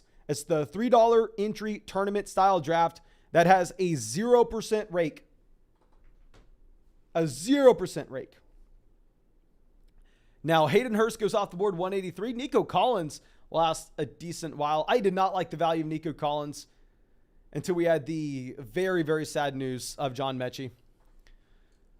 But after this, Romeo Doubs still available. I feel like Romeo Doubs is usually way off the board, going significantly before wide receiver 72. Let me see where his ADP lines up in these 1 quarterback drafts. Maybe it's just the comment section that I see every single day. But I mean, I've even seen in a lot of these public drafts on Underdog, Romeo Doubs going before someone like Christian Watson, which I would never agree with. I would never do that personally, but this point, let's try to think. What are we doing here? We need to take 3 tight ends, 100%.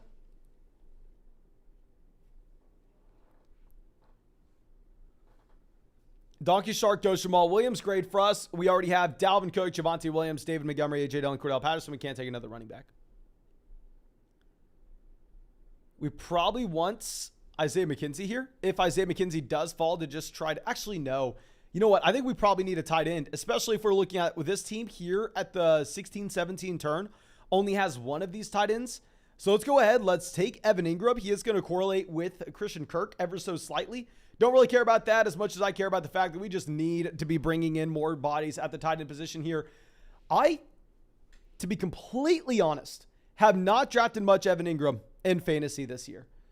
And maybe I am just a straight up fool to be doing that, because I will also be very honest with you saying I've been a fool and I've been overdrafting Evan Ingram.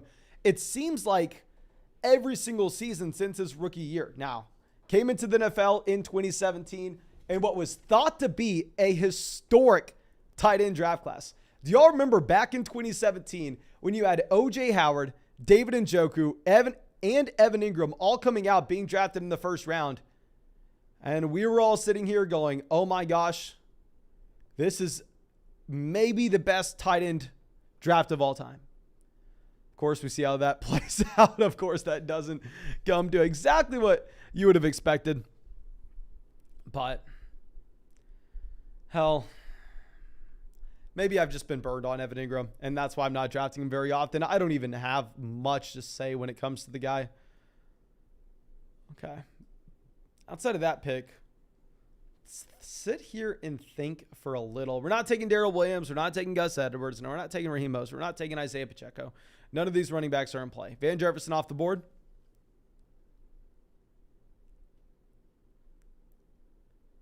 I want to take Will Fuller. I do. It does make me more worried every single day seeing him still not with the team. Still not with the team. Still not with the team. Still not with the team. Let's just go. Let's take Paris Campbell. It is what it is. We just need another wide receiver body. I'm not dying to bring in Paris Campbell here, but it does look like he's going to be playing that wide receiver 2 slot over Alec Pierce.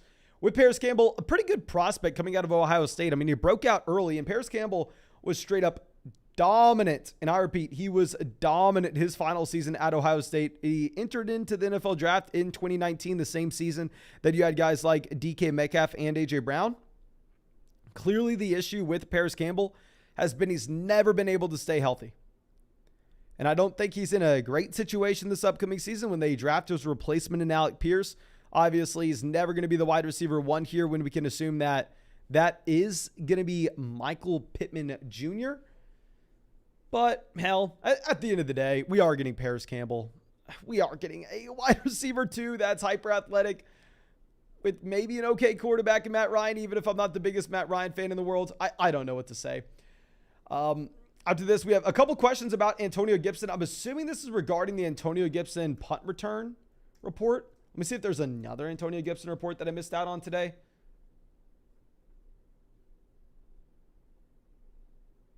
Let me look.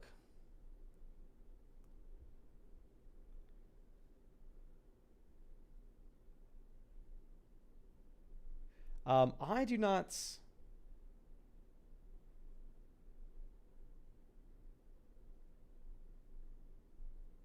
I do not see any other reports on Antonio Gibson. I mean, we made the video today about Antonio Gibson. Nothing has changed, in my opinion.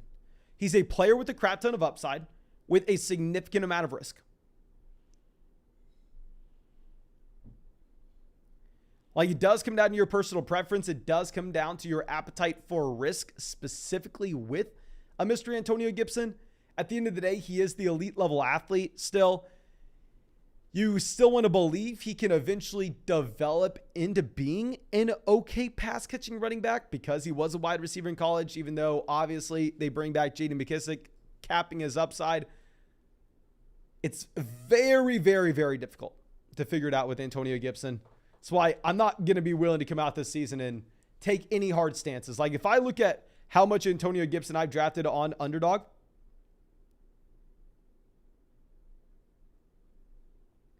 Let me go through and pull this up. Yeah, I've drafted Antonio Gibson 9% of drafts on Underdog. So we're right in line with market. I think he's a player with a very wide range of outcomes. I will say those are usually the guys I like going after. Now, Phillips, Odell Beckham Jr., both off the board. I mean, if Marvin Jones makes it to us, we will take our third Jacksonville Jaguar to pair up with Christian Kirk and Evan Ingram.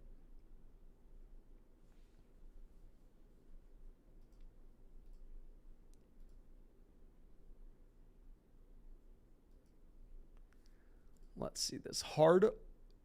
Hardway, 2002. They have 6 running backs. They only have 2 tight ends. We still need a third tight end. We have Freiermuth and Evan Ingram at this point. Like, Morley Cox wouldn't be the worst third tight end. What other tight ends are there? Yeah, Logan Thomas is a perfectly third tight end. I'd be 100% fine getting him in round 19. Marvin Jones off the board at pick 211. Yeah, this is one of the reasons we decided to take Paris Campbell as well, because there was the outside chance that we ended up getting Will Fuller making it back around to us at pick 213 when he had an ADP of 210. So I think if Will Fuller does make it to us, despite us needing a tight end, I'm going to be fine waiting and just taking Logan Thomas later on. We will take Will Fuller here and say, oh, well, what happens if he does sign with Cleveland? And what happens if Watson only misses 6 to 8 weeks? Now, of course, I am just writing my own little, I don't want to say fairy tale. It's not a good way to put it, but I am going through and writing a book of fiction at this point, because it seems like both of those things are long shots of actually happening. But it's also a long shot that we turn a $3 buy-in into a $5,000 prize. So we probably need to be going through and we probably need to be swinging for the fences with these drafts. At least personally, that's how I approach these drafts. I'm swinging for the fences every single time I come in here.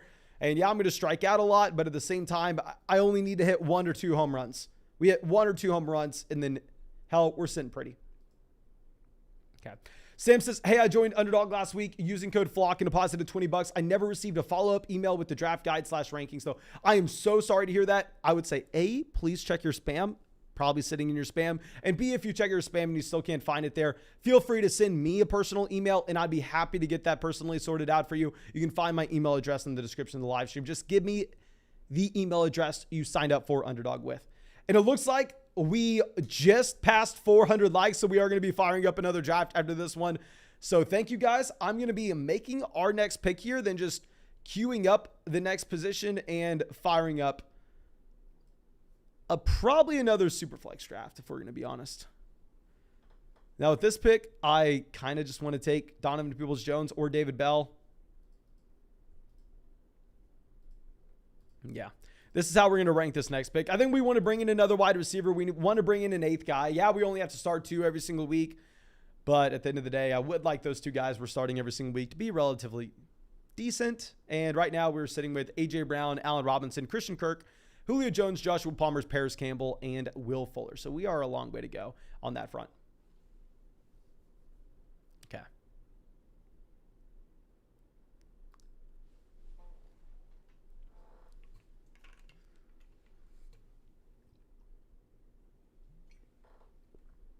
We will go ahead. We'll take Donovan Peoples-Jones.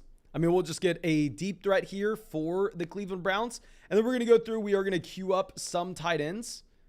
I don't love the rookie tight end, to be honest. Yeah, I know we're going way out of ADP here, but it is what it is. And we'll just queue up all these guys just in case people try to snipe us. Okay, let's go through. And if you want to join that Superflex draft, this is it. Pomeranian but Superflex. We're going to fire up another Superflex. Maybe we'll get a 1 quarterback draft going after this one, but I don't know how long there are going to be these Superflex drafts on Underdog. I definitely want to take advantage tonight. Maybe back tomorrow night. Yeah, I can guarantee you back tomorrow night we will be drafting 1 quarterback leagues again. I do want to make a Superflex live stream for everybody asking Superflex questions, though. Joey says, just started that league with Jonathan Taylor, Kupp, Swift, and Mixon.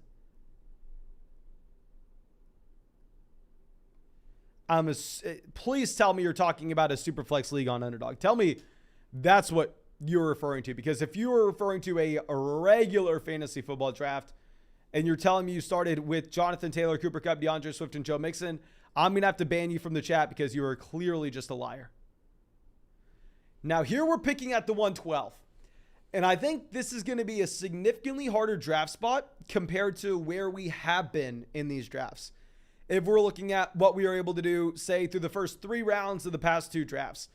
In the last draft, we went Lamar, Stafford, and then I believe Dalvin Cook through the first 3. The draft before that, we ended up getting Josh Allen, Derrick Henry, and Austin Eckler through the first 3 rounds. So I felt like it really was just natural the way the board fell to us and we didn't have to force anything. This may be a little bit more difficult, though, picking at 12. We may end up getting boxed out. I don't know how many people in this draft are watching this live stream right now. Hopefully not too many, but we'll see. We'll see. Okay, so Lamar Jackson goes at 4. And real quick, guys, also, if you have not done so already, please make sure you go sign up for Underdog Fantasy. Use promo code FLOCK when you sign up. They'll match your first deposit dollar for dollar up to $100. You'll get our 2022 fantasy football rankings. You'll get our 2022 fantasy football draft guide. And on top of that, you'll be able to get in these live streams with us, draft with us every single night until the season starts. A ton of fun. Of course, you can find that link in the description of the video. You can find the link in the live chat. Promo code FLOCK. Now we have Jonathan Taylor, CMC off the board here at pick 6 and pick 7. Jalen Hurts goes at 8. So let's just try to get a read of this room. To take one of those running backs over Jalen Hurts, a player that I believe can be the the quarterback 1 overall in fantasy this year, does seem a little aggressive. Okay, Russell Wilson off the board, pick 10. I know who I want.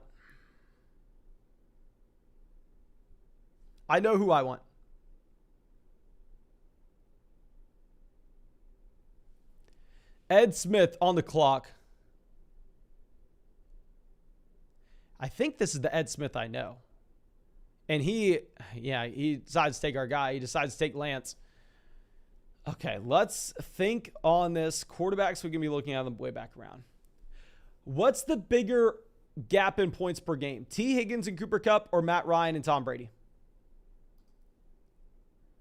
Let's think through this. What quarterbacks could we get way late? You know what, guys? I have to go back-to-back quarterback here. We have to. Let's go Dak Prescott and Tom Brady. Trust me, I would have preferred to get Trey Lance here at the 1-2 turn. I really would have wanted to. I think you have Tom Brady and Dak Prescott both with the potential to lead the NFL in passing this upcoming season. So yes, you don't have a single wide receiver being drafted in round 1 here. I would say I think what a smart person would do, which keep in mind, I am not that smart individual. What I think a smart person would do is take Tom Brady and Jefferson. I think that's the optimal pick. I don't want to embarrass myself and get boxed out of quarterbacks, so we're going to go Brady and Dak. And Sam says, would you take Mark Andrews over Jalen Waddle in a 10-team dynasty drafting at the 2 spot? The flex is wide receiver, running back, tight end. Maybe wait for Kittle if he falls. Love the content, who dat. Thank you, Sam, of course, for supporting the channel. Sounds like this is a shallow dynasty format. And honestly, even in a regular dynasty league, I'm probably going to be leaning towards Mark Andrews, given the fact, hell, he was the tight end 1 overall last year. This is a player drafted in 2018, still incredibly young. I think we are going to go ahead. We're going to take Andrews over Jalen Waddle, especially in that format. That format makes it a no-brainer. But after we take Brady and Dak, you do have Derek Carr 15, Stafford 17. So yeah, we got Stafford falling to us in the last draft to pick 21. So maybe this draft is a little bit more quarterback heavy. Maybe that's because we decided to double tap the QB position here on the turn and maybe slide these guys up draft boards. Not exactly sure. Okay.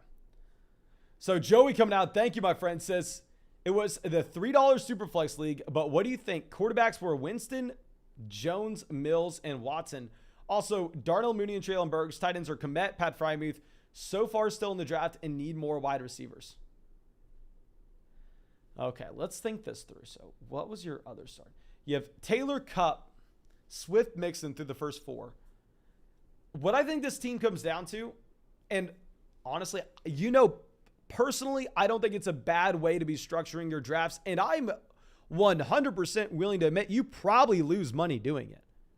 Like, I want to say 75% of the time you lose money doing it, but the 25% of the time you don't, you could win a crap ton of money. I think it's not a horrible idea to be going out there and constructing teams that you'll say, okay, if Deshaun Watson plays the second half of the season, this team's upside can't be matched. I don't think that's the worst idea in the world.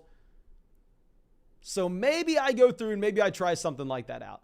Specifically, if you can still get 8th, 9th round Deshaun Watson and essentially have that cheat code to try to find elite level quarterback upside for that fantasy football playoff stretch. Okay. So now we have Devontae Adams pick 26, Justin Fields 25, Trevor Lawrence 27. Yes, crazy to see like Trevor Lawrence here be drafted before someone like Dalvin Cook. So this issue with Lawrence is I don't even see it as a possibility. I don't see it in the range of outcomes that he is a quarterback that comes out and just completely crushes and gives you a top 5 finish at the position. Whereas you could see that with the Brady. You could see that with the Dak, which is why I'm willing to go through and I'm willing to take that marginal loss elsewhere. But hopefully we get more quarterbacks off the board. I wouldn't be dying. Actually, if Tua fell, maybe we would take Tua. The other guys after that, I don't know about. Okay. So Najee Harris off the board, pick 29.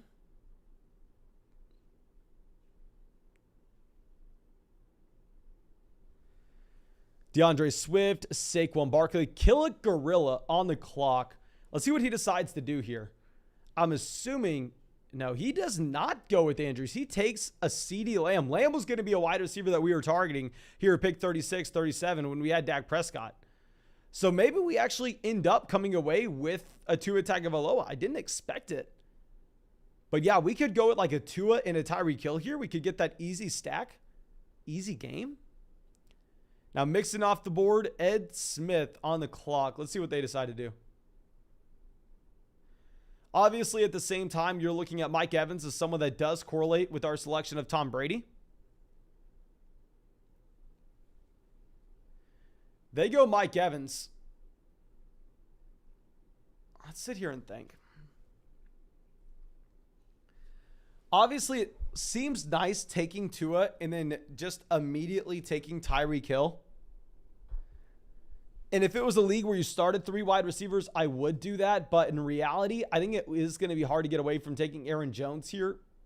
And I think we can still get Jalen Waddle on the way back around. I think we can still get Jalen Waddle on the way back around. So let's take Tua at pick 36. Plan on Jalen Waddle at pick 60. I think we saw he had an ADP of 59. And especially if we go with a Brady, Dak, and Tua, this may cause that cascading effect where you're getting just more quarterbacks off the board later on. And also, we are not going to have to waste any picks in the middle rounds on the quarterback position. I think we are going to be done after this. Now, if we're looking at stacking options later on with these quarterbacks, with a Brady, we could go with Chris Godwin and then also Jalen Waddle at pick 60, 61. And then later on for Dak Prescott, we obviously have the option to go Dalton Schultz. I'm not in love with Jalen Tolbert's ADP, but you have Michael Gallup, you have Tony Pollard, you have Ezekiel Elliott. You have so many different ways you can take that.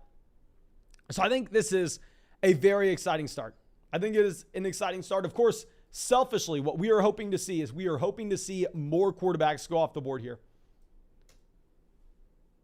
NFL Blitz says, we have the same start so far, LOL. Are you referring to Brady, Dak, Tua, Aaron Jones? If you have the same start through the first 4 rounds of your league, I don't love the fact that you just duped us, but still, I'd just be surprised to hear that, to be honest. I'd be very surprised to hear that you were able to come away with that exact 4 start. Okay. So Leonard Fournette, Javonte Williams, pick 44, 45. Not great for us to not see more of these quarterbacks off the board. I mean, if we were going to get quarterbacks off the board before our next pick, it would be like a Mac Jones, a Ryan Tannehill, a Zach Wilson. Don't exactly know if that's going to happen. I mean, if I were these teams on the turn, even if you only have one quarterback, I agree. You probably need to go with like a Leonard Fournette, a Javonte Williams, and Alvin Kamara when you still have those elite level running backs available. Taking those guys before someone like Mac Jones. Kyle Pitts, 48. Look at that team at pick 1. That team at pick 1, Josh Allen, Austin Eckler, Justin Fields, Kyle Pitts through the first 4 rounds. Look at that team at 1. Now, y'all know Michael Pittman, not necessarily my guy. Like, I go Nick Chubb here, and it's a no-brainer. I go Nick Chubb over Michael Pittman. I don't think twice. But still, that is a very exciting start. Okay, Joey says, I agree. Low floor, but high ceiling. This league is smaller. Yeah. I like it, my man. I like just the mindset of just chasing the elite level ceiling for this format. And real quick, guys, if you have not dropped a like in the live stream yet, please make sure you go down there and fix your life. Please, please, please drop that like, subscribe to the channel. It helps us out so much. Carlos says he appreciates the content. However, it's a mistake to not target playoff week bringbacks at least once in a while. The data is there, not just last year, but for 10 years in other formats. Okay, my friend, I understand that from a DFS perspective, if you're creating one lineup that's going to have 8 players with your overall submission, yes, you definitely need to be going out there. You definitely need to be bringing in as much correlation as you can for that individual week with those individual week bringbacks. I think that if we're focusing on that, rather than just players that are going to have their production during the back half of the season, I would rather focus my attention in on bringing guys like Jameson Williams, bringing guys in like Deshaun Watson, bringing players in like Hopkins, Godwin, players that, or Kamara when we used to get them in round 4. People are worried that are not going to have the roles starting week 1, worried that they're not going to be producing one way or another, but they have the elite ceiling to have that final 3-week stretch where they are elite level producers and a smaller percentage of the overall field has them. I think targeting those unique players with elite ceilings is going to be the way I personally go about it. Okay. But is Godwin already off? Did we miss out on Godwin? Or is he just way down this ADP list? Oh, he's way down there. Pick 85. Dear God. And so we're looking like we're going to get our guy Jalen Waddle, and we may roll the dice on our ability to get Godwin on the way back around.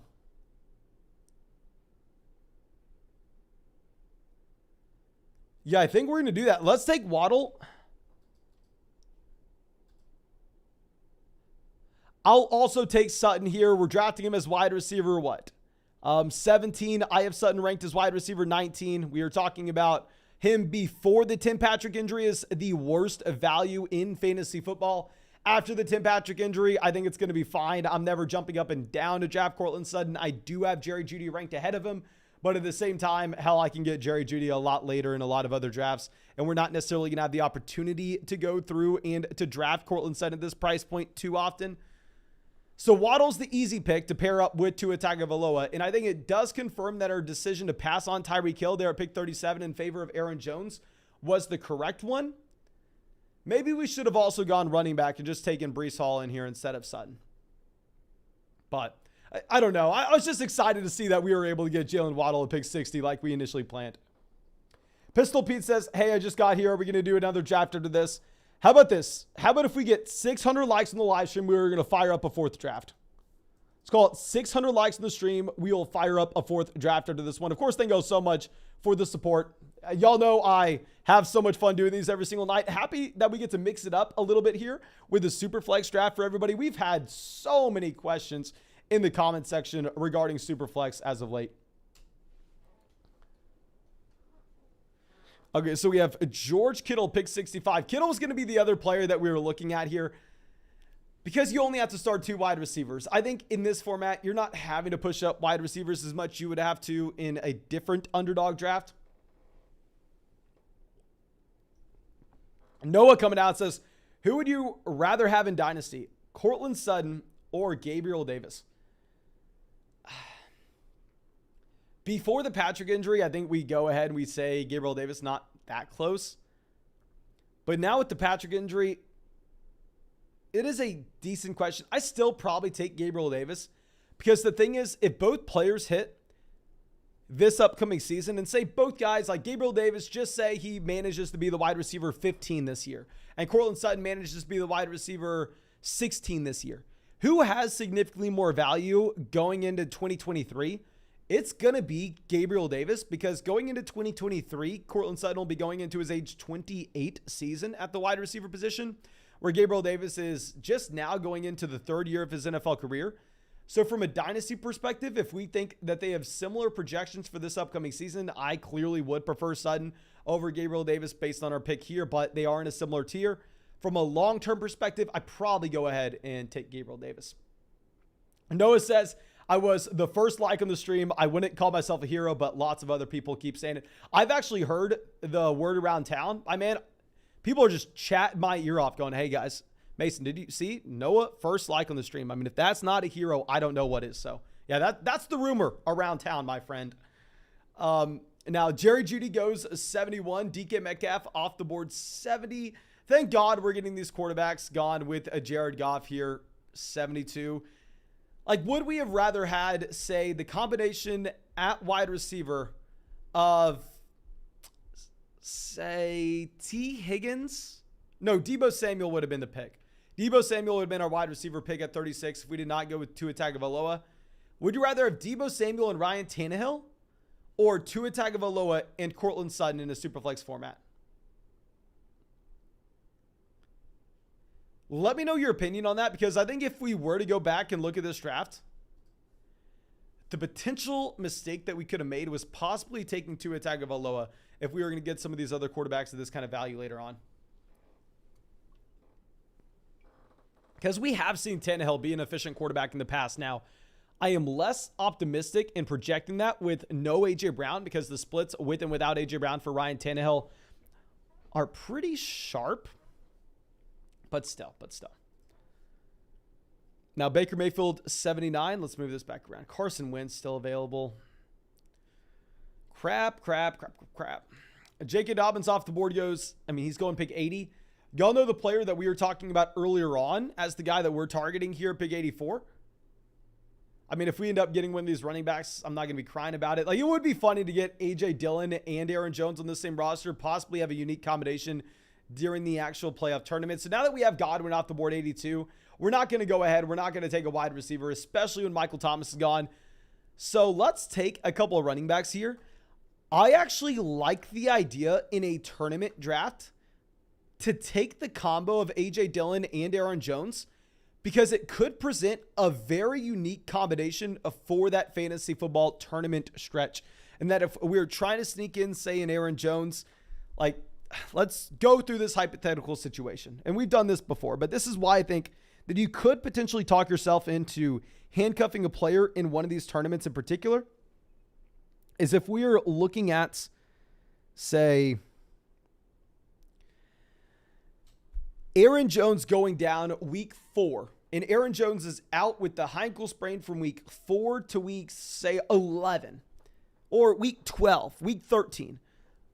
There are going to be no teams in the tournament, really, with Aaron Jones. But if we were able to have Dillon during that stretch, providing us the running back 5 overall production, and we can end up sneaking that Aaron Jones team into that fantasy football tournament weeks 15, 16, 17, and then Aaron Jones were to come back in, and Aaron Jones were to just absolutely crush during that time period.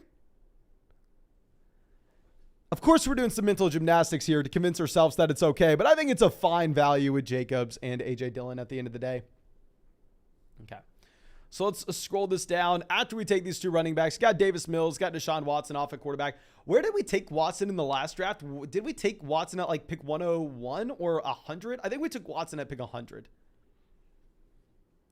And I think that's Lorenzo. Let's go through and let's check out Lorenzo's draft as well. This was the drafter that ended up crushing us at pick 11 in the last draft. Here he goes: Kyler Murray, Mac Jones, Deshaun Watson at quarterback. A wide receiver, he has Jamar Chase at pick 20. I think you can be pretty excited about that Jamar Chase selection. Hollywood Brown at 68 to correlate with Kyler Murray there. That Hollywood Brown pick is coming out of value as well. And then at running back, Najee Harris, Leonard Fournette, and David Montgomery. I think this is back-to-back drafts where Lorenzo has just came out here and he's crushed us. He has crushed us. I think that it's going to be hard for us to catch back up. Pick 4 there. Okay, let's scroll this down. Now, Elijah Mitchell picked 95. I think you can make the argument that we should go Elijah Mitchell over Josh Jacobs at this point. It's marginal. They are two running backs that are going to be in the exact same tier for me. Peyton says, common Lorenzo W. Yeah, common Lorenzo W. Just straight up crushing us in back-to-back drafts. Now we have Amari Cooper, Devontae Smith here, picked 96 and 97. We're not dying to have wide receiver value fall to us. Really, the only wide receiver that I really wanted to see on the way back around was going to be Chris Godwin. That way we could get Chris Godwin and Brady on the same roster. But it's not the end of the world. I mean, with Brady, we can still clearly get Julio Jones. We can still get Russell Gage. We can still get Rashad White. We can still get Cameron Brate. We still have a lot of different options. Now, Christian Kirk off the board. Drake London gone as well. Interesting to see Christian Kirk go before Drake London there. Now, what's the report on Miles Sanders? Still not practicing. Okay, let's read this. Sanders' hamstring is not practicing in Tuesday's practice.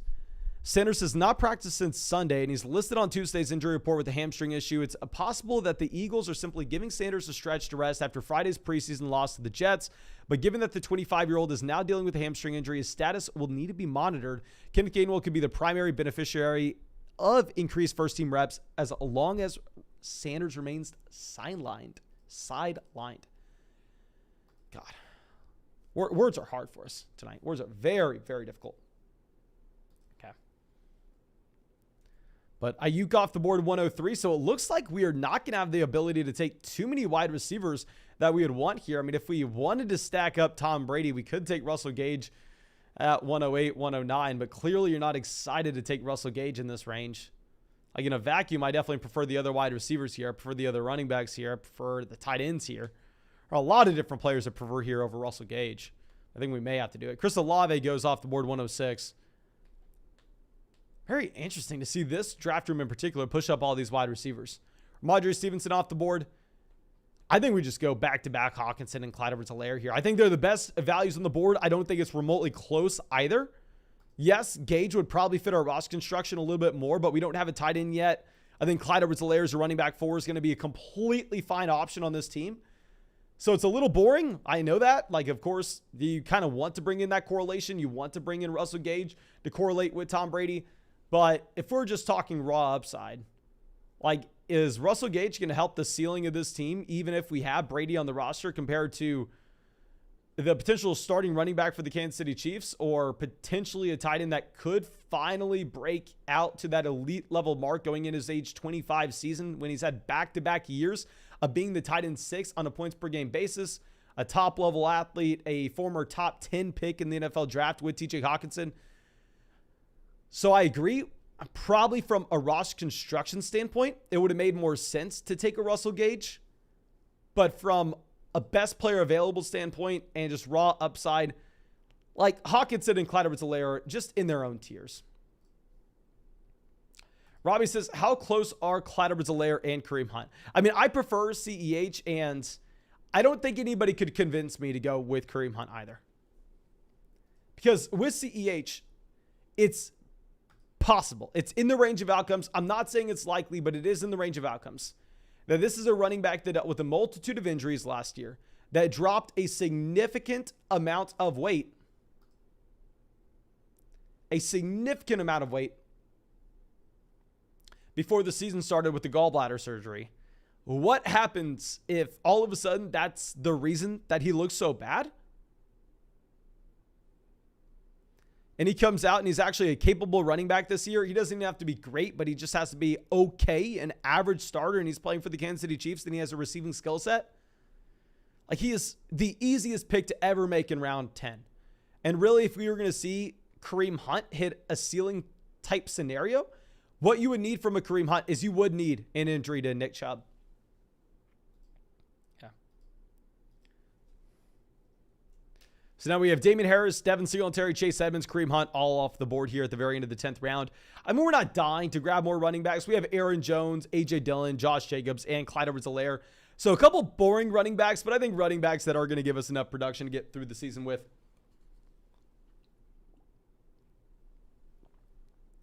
Bryce says, I signed up using code FLOCK and deposited $10. However, I did not receive the draft info. What do I need to access it? Okay, so real quick, if you just signed up for Underdog Fantasy, I'm sure that you noticed right away if you deposited $10, you had $20 in your account that second. So it's going to be a little bit confusing because you'll see that $20 in your account, the dollar for dollar deposit match up to $100 immediately. But it will take about 1 to 2 hours for the Fantasy Football Draft Guide and Rankings to be emailed to you from Underdog Fantasy. And if you still do not see them after 1 to 2 hours, please check your spam. And if you check your spam and you still do not see them, please shoot me an email and I'd be super happy to go through and figure out what happened. And in reality, it's probably sitting in your spam.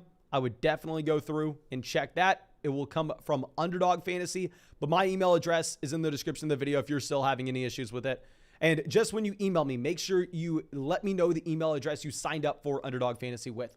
And of course, if y'all have not done so already, if you want to get in drafts with us, go sign up for Underdog Fantasy. Use promo code FLOCK when you sign up. They'll match your first deposit dollar for dollar up to $100. You'll get our 2022 fantasy football rankings. You'll get our 2022 fantasy football draft guide. And on top of it, you are going to be able to draft with us. Is there anything better in the world, ladies and gentlemen? Anything better in the world than being able to hop in a draft on the live stream and to be able to embarrass me in front of everyone, as Lorenzo has managed to do in back-to-back drafts. But now Melvin Gordon off the board here, 128. There are a couple players that I'm actually very excited about looking at with the 11-12 turn. Citrus Soccer Boy started with 4 quarterbacks. He has Burrow, Wentz, Davis Mills, and Marcus Mariota at the quarterback position. He only has 1 running back. The running back is Ezekiel Elliott. Have Marquez Valdez-Scantling off the board here at 129. It would have been nice to go through and to get a Marquez Valdez-Scantling into Sky Moore here on the turn and just have that correlation in here with that Kansas City Chiefs passing offense.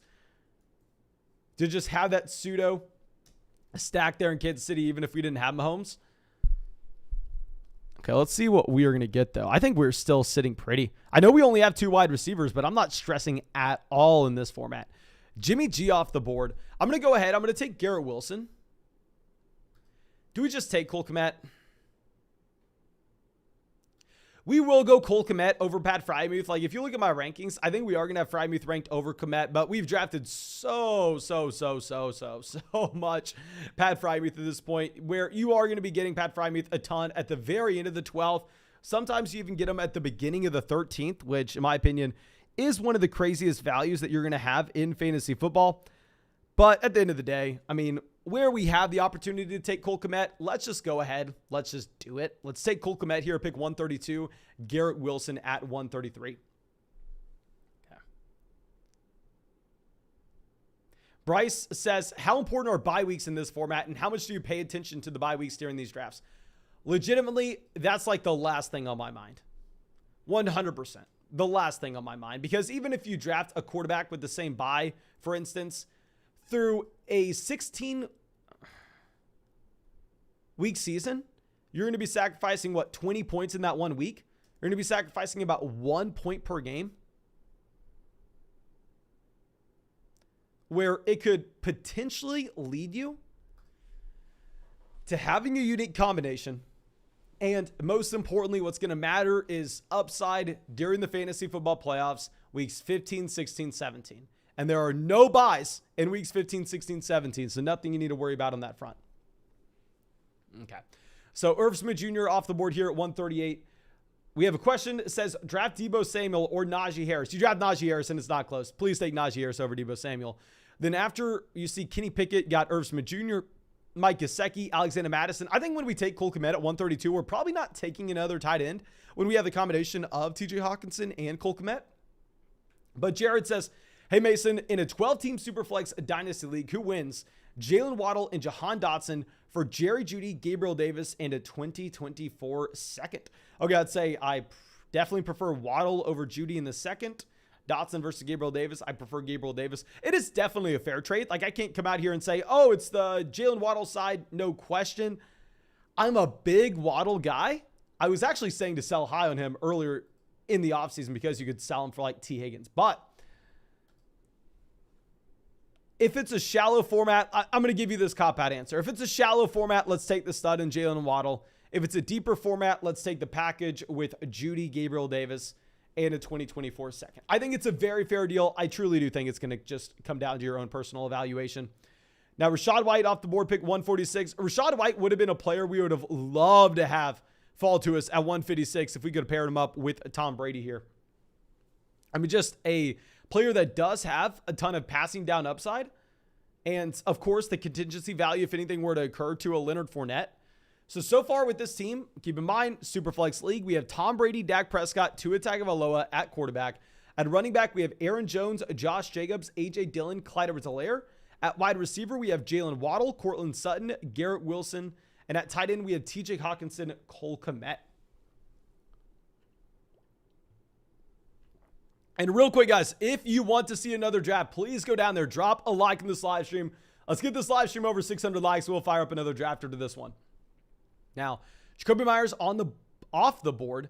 So at this point, it looks like we're probably not going to get a running back if Darrell Henderson and Kenneth Gainwell go, unless we would want to just go ahead and to take a Michael Carter over a couple of these wide receivers. But there are a few of these wide receivers that I think are of value. Is Pickens gone yet? No.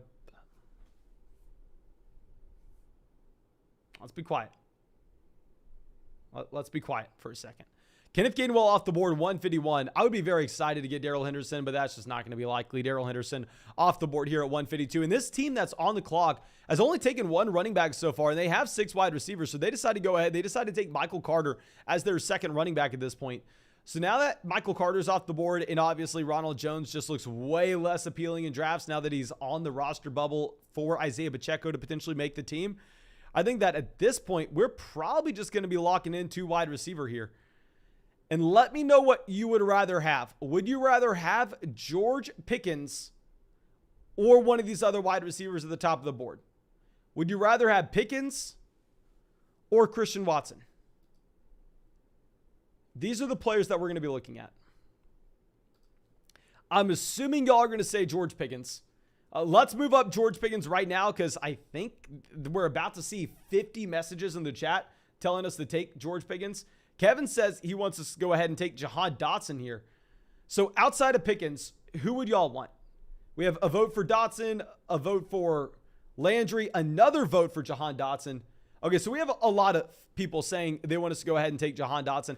All these wide receivers are about the same for me. I've taken a lot of Christian Watson in these drafts, just given the upside that he would have if he could come out here and be the wide receiver 1 in Green Bay. I stand by what I've said before that I don't necessarily think that Allen Lazard is a special wide receiver. I think that you may see a Christian Watson be the wide receiver 1, or Romeo Doubs be the wide receiver 1. I think right now, yes, Allen Lazard is the wide receiver 1 on paper, but I don't know how likely that's to be the case once we actually get to the season.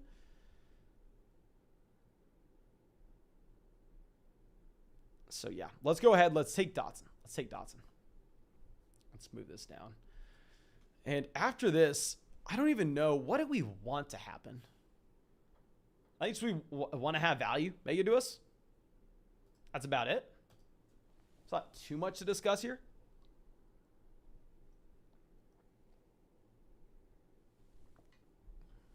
So Devontae Parker off the board, 161. Brian Robinson, 160.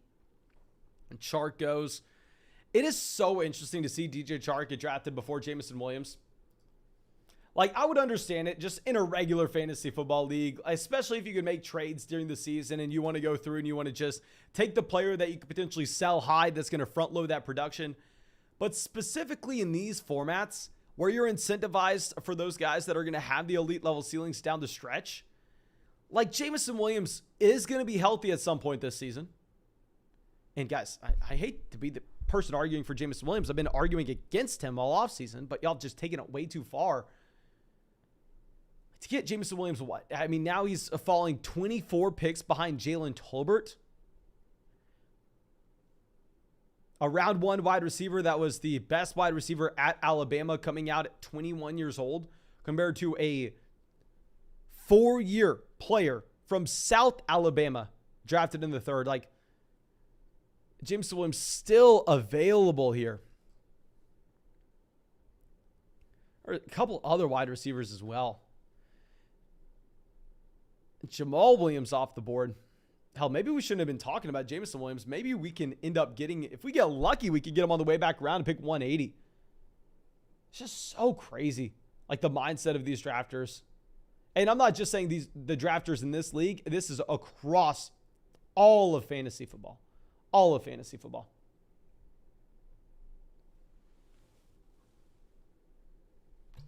Dalton says he feels like Amon-Ra St. Brown's floor is 90 to 100 receptions. I know we've had a lot of Amon-Ra St. Brown hype, and obviously this was a player that had an extremely impressive rookie season. But I hate to be the wet blanket on the situation, as I always am. Y'all know I'm always the wet blanket.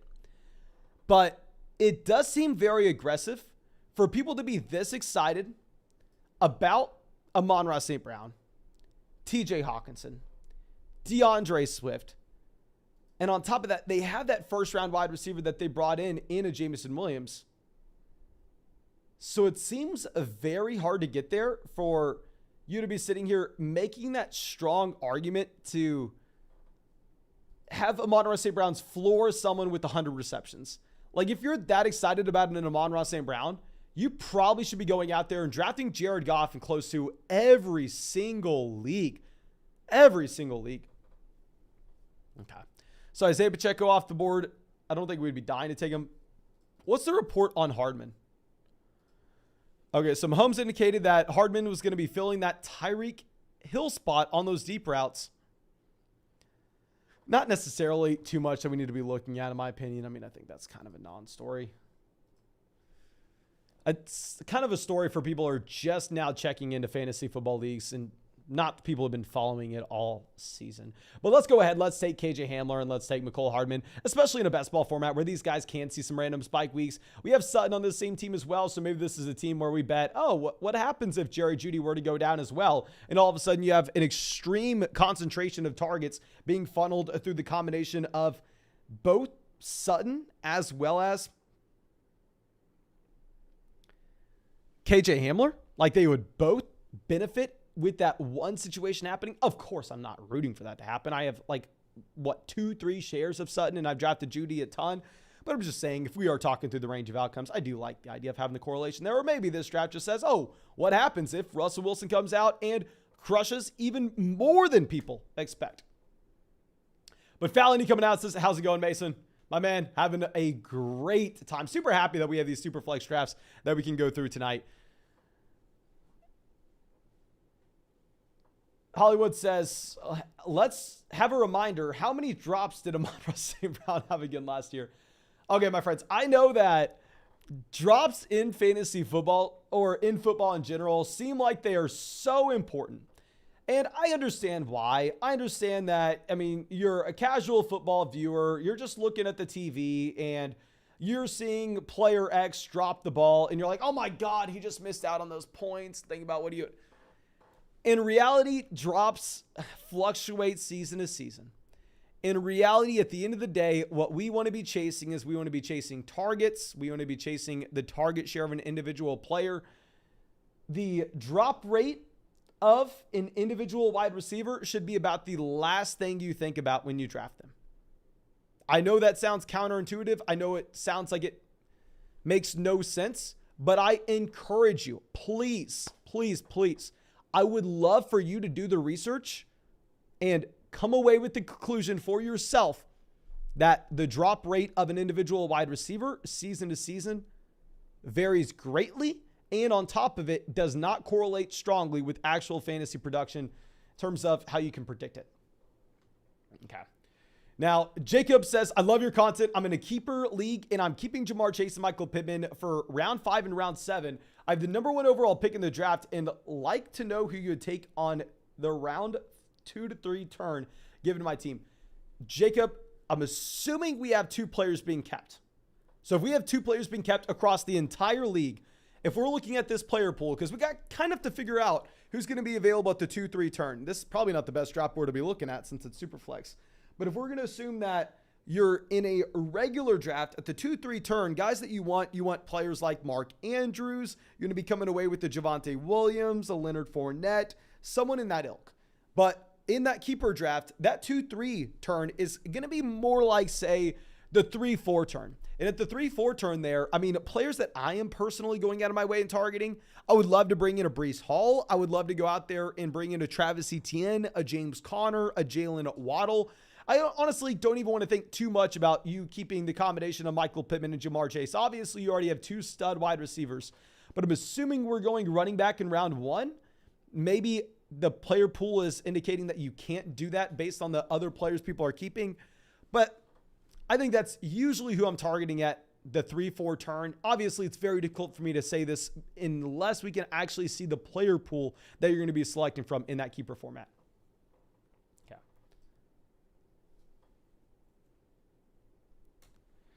Okay, so now we have Alec Pierce off the board, 198. What do we still need? This team at quarterback's already done. It's a super flex league, but we have Brady, Dak, and Tua. Running back, we have Aaron Jones, Jacobs, A.J. Dillon, Clyde Edwards-Helaire. So we need another running back or two. And wide receiver, we have Waddle, Sutton, Garrett Wilson, George Pickens, Jahan Dotson, McCole Hardman, KJ Hamler. At tight end, we had TJ Hawkinson, Cole Kmet. Not the best team I've ever drafted, if we're going to be honest here. Not the best team at all. And real quick, guys, we are 15 likes away from firing up another draft after this one. So if you have not done so already, please go down there. Drop a like in the live stream. Let's fire up another draft after this. Don't know how many more Superflex drafts we're going to be able to go through this offseason. This may be the only live stream we do with these Superflex drafts, so definitely try to hop in one of these with us. I mean, they are a lot of fun. Of course, maybe you don't even play in a Superflex league in your regular format, but it's a $3 buy-in with a 0% rake. I mean, this is the perfect chance to just test out Superflex and see if you like it. So at this point, what the hell do we want to do? I have no idea, ladies and gentlemen. I have no idea what to do here.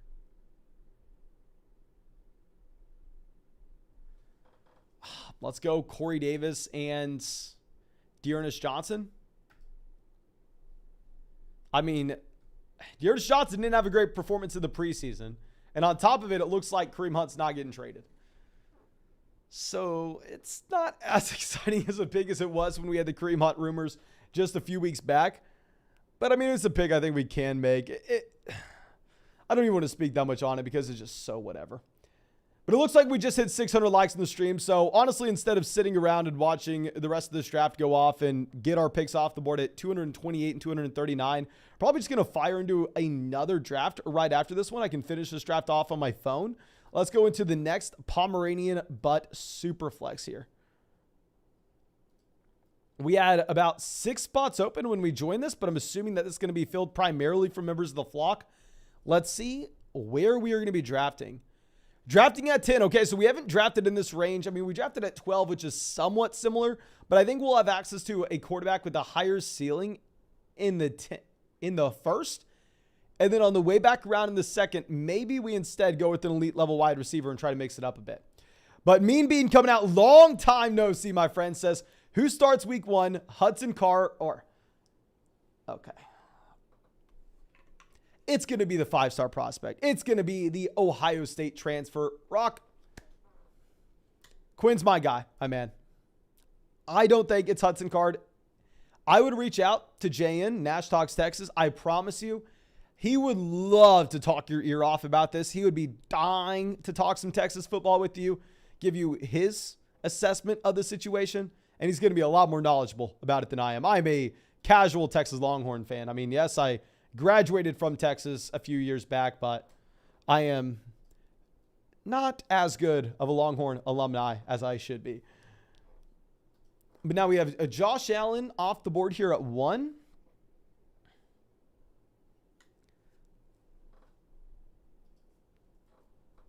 Trying to figure out what are we going to be doing at 10.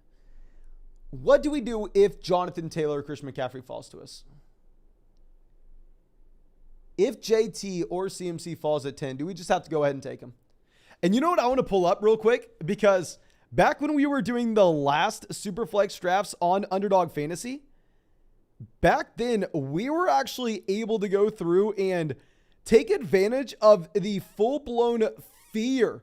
Like, and I'm saying people were terrified of an Alvin Kamara suspension.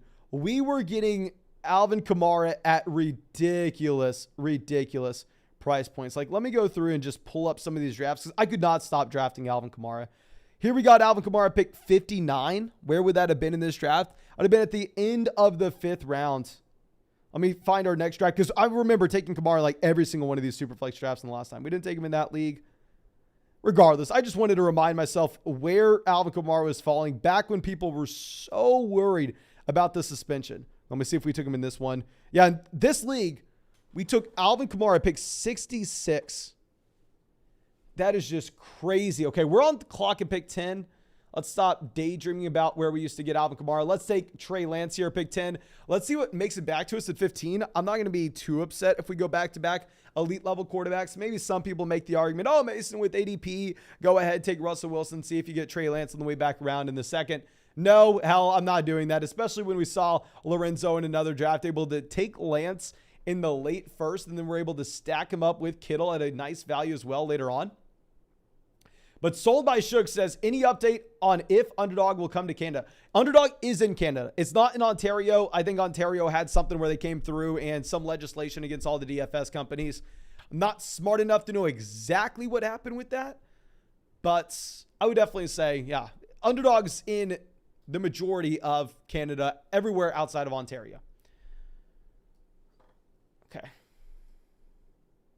Hollywood says, I downloaded Underdog a few days ago and used your code FLOCK. Gonna do my first draft this weekend. My man, also hop into a draft with us. I mean, if you deposited $10 on Underdog, you should have $20 in your account. Oh, you can fire up a bunch of these $3 drafts with us. I'd love to see you on a live stream. Dan says, back again at the 109, brother. Let's go. Okay. Excited to go against you, my friend. And crap, we are on the clock in the other league. Let's just go through. I don't even know what we're doing in this other one.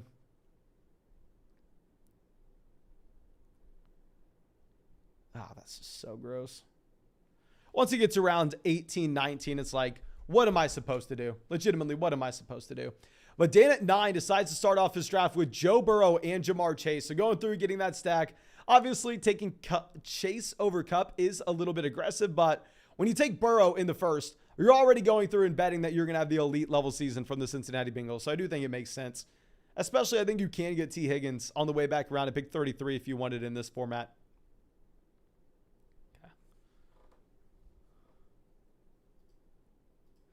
So now Stephon Diggs goes off the board here. Pick 21. That's interesting because in a couple of these other drafts, you had Stephon Diggs falling significantly beyond this. You had like Stephon Diggs falling to the middle of the third round in a lot of these other drafts.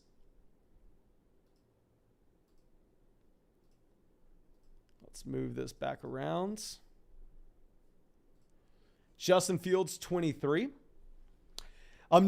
Nothing fancy says, I'm setting up my Underdog account now. How do I get in some drafts with you, bro? Thank you so much, my friend. So tonight on the live stream, what we're doing is we're entering those public tournament drafts in the lobby. So essentially, you'll just see me enter the Pomeranian Butt Superflex, and you'll go ahead, you'll enter in the same time. And that won't necessarily guarantee that we're in the same draft room. It will give you a good shot, though. But what we do usually have on the live stream is I'll just set up private drafts and send those out in the live stream, where if you're live with us, hanging out in the live chat, I'll send out a link to a private draft in the live chat, and I'll say $3 draft here, or $5 draft here, or $10 draft here. Click the link, then you'll be in that 12-team draft with us, and you won't have to worry about anything else. But thank you so much. And of course, if you've not signed up for Underdog Fantasy yet, fix your life. Go sign up for Underdog. Use promo code FLOCK when you sign up. They'll match your first deposit dollar for dollar up to $100. You'll get our 2022 rankings or 2022 fantasy football draft guide with legitimately just a $10 deposit. And of course, you're going to support this channel a ton as well. So Kyle Pitts goes 28. Kyle Pitts a back-to-back with Mark Andrews here. That is going to be very interesting. We're not dying to take Kyle Pitts in this league in particular, because whenever we take Lance, we are going to be looking at George Kittle a little later on. So Devontae Adams at 29. There's a chance we get Deebo Samuel as well at pick 34. Oh my gosh, there are a lot of strong players here. A lot of strong options.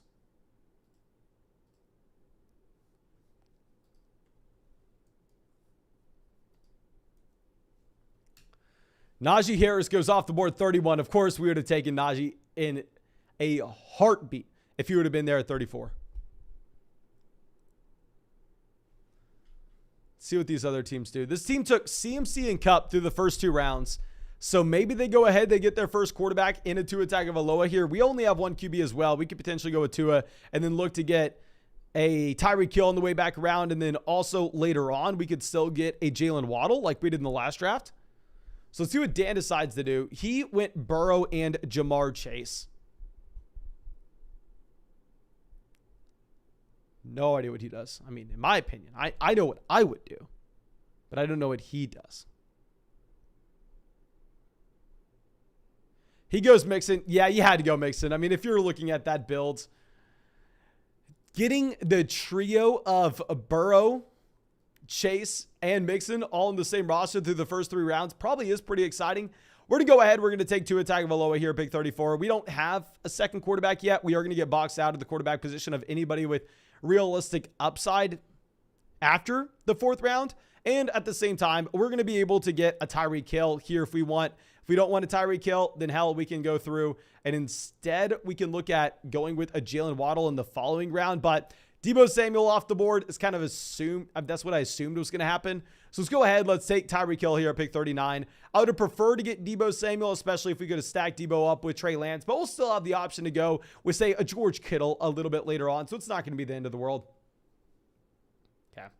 Yeah, but Dan has a very interesting draft so far. Let's see what he decides to do here at pick 40. I feel like maybe you're a little bit in no man's land. And now he just goes ahead and he takes T. Higgins, going all in on the Cincinnati Bengals offense. 4 Bengals players through the first 4 rounds here. Oh, dear God, my friend. Dear God. I will say I pulled this off once in a 1 quarterback format where we had like Jamar Chase falling to us at 5. Then we had Joe Mixon falling to us at, I think, like the 209. Not the 209, maybe the 208, something along those lines. And then T. Higgins in the middle of the 3rd. I was jumping up and down with that. Of course, we reached on Burrow a little bit later on. Okay.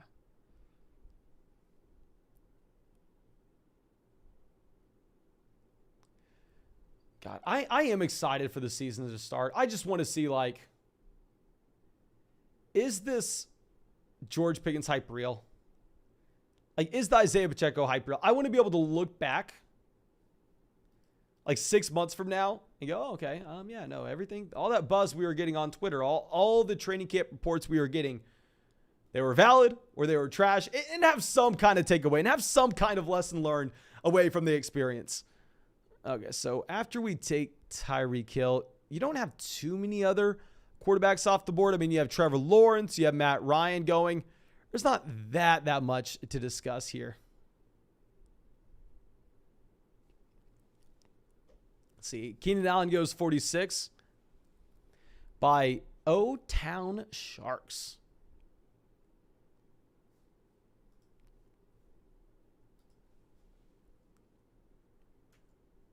Dalton says, yeah, I want to see what I'm right about. Oh, right there, my man. I want to see Jerry Jeudy be the wide receiver 1 in Denver. I want to see it happen. I just want to be able to look at everyone that has made fun of us in Dynasty Fantasy Football for our Trey Lance love over the past 2 years and go, I told you so. I told you so. I told you. I feel like we can already tell them that. I mean, when Trey Lance is now being drafted right next to Joe Burrow in redraft leagues, I feel like anybody who gave us that hate for our Trey Lance love in Dynasty over the past 2 years, like I was screaming at people that you had to take Trey Lance over Justin Fields, we should already be able to tell them, I told you so. They should already be writing us apology letters. But it is what it is. It is what it is. What I just really want to happen is I want to win Best Ball Mania. Come on. Win Best Ball Mania. That way I can come out on every single live stream and introduce myself as the best fantasy football player of all time. Is that too much to ask? Seriously, is that too much to ask? I feel like it's not. Okay, let's move this back around. You have James Conner going off the board here, pick 51. Alvin Kamara makes it to 48.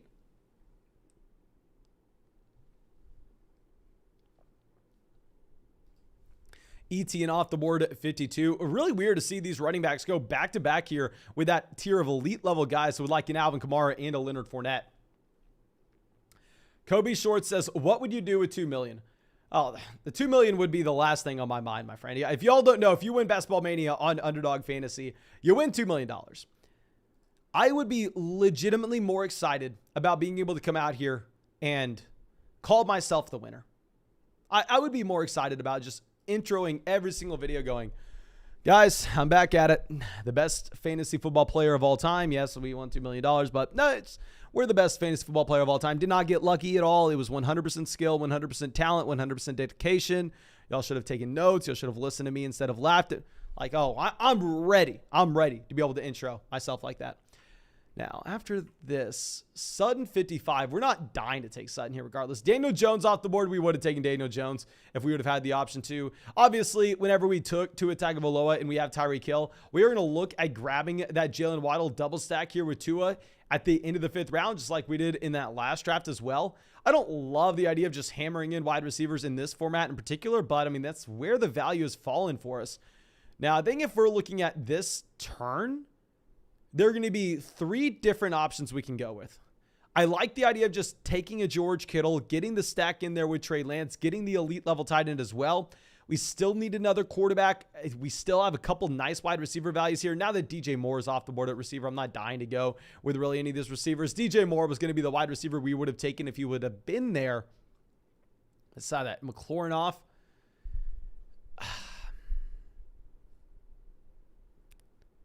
Let's see.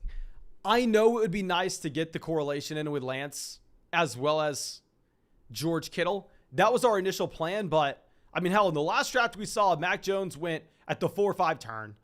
Like, I was not expecting to get 6th round Mac Jones here, so we are going to go ahead. We are going to take Mac as our 3rd quarterback. It's a super flex format. Looks like we're going to go with a little bit of a 0 running back approach. I don't love the idea of a 0 running back approach in a league where you only have to start 2 wide receivers. I don't necessarily think that we have that elite level edge from a roster construction standpoint, but still, I think it was the right call to go with the Mac Jones, and I would be fine still even grabbing a 4th quarterback with this team as well. Dalton says, is Jalen Waddle hurt? It sounds like he is. Of course, it's going to be something we have to monitor, but I've already drafted so much Jalen Waddle that in my mind, I've already convinced myself that he's completely fine, and it's something that you don't need to worry about. You should not think that. You should continue to monitor it, but I would just be sitting here depressed if I had convinced myself that Jalen Waddle is going to be starting off the season with an injury. So I'm going to pretend like nothing's going on. And real quick, I'm going to also pretend like there is not a decent subsection of y'all out here in this live stream right now that has not dropped a like on the stream. What are you doing? Fix your life. Go down there and drop a like, ladies and gentlemen. We're grinding out here every single night. We are getting real money fantasy football drafts for y'all. If you've not dropped a like, I don't know what else I can do. Now we have Jared Goff, Zach Wilson off here, 71, 72. I would have been depressed.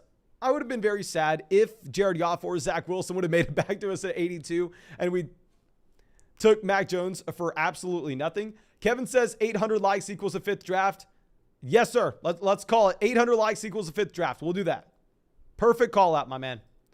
Perfect call out. We're only in the 7th round as well. I mean, I think that's very easy to get to if you consider the fact that these are 20-round drafts. Okay. Now we have DK Metcalf, Darnell Mooney off the board here in the 7th rounds. We kind of want some running backs making it back to us, if we're going to be honest here. I mean, Gabriel Davis is falling a considerable amount. I don't think I've ever seen Gabriel Davis fall this far. Like, Gabriel Davis never falls after Metcalf and Darnell Mooney.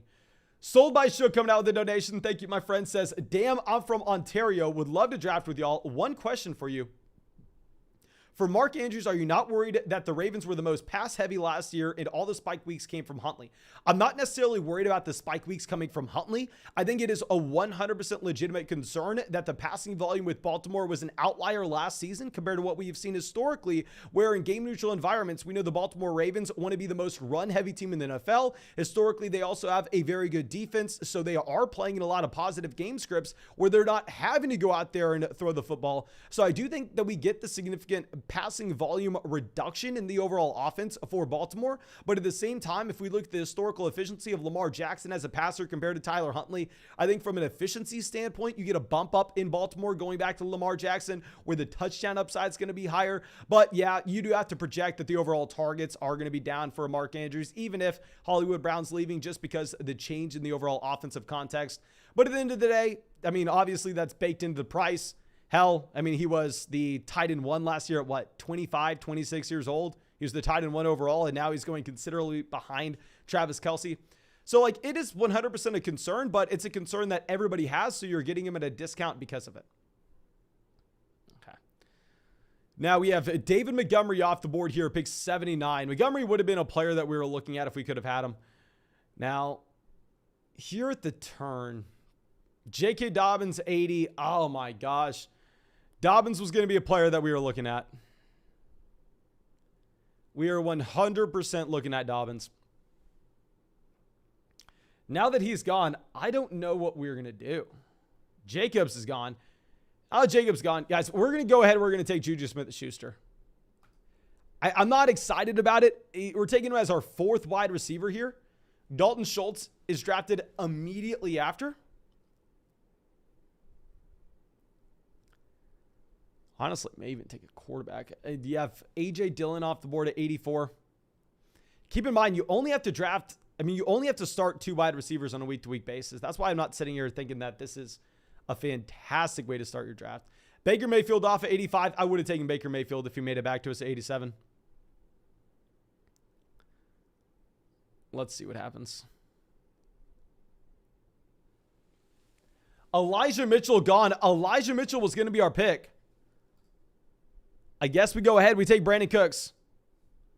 0 running backs through the first 8 rounds so far. Let's see if we can make a 0 running back team workout. Let's see if we can find some upside later on. I'm not excited about this, ladies and gentlemen. Of course, this is a super flex format, or we wouldn't have taken the quarterback so early. But still. Oh, dear God.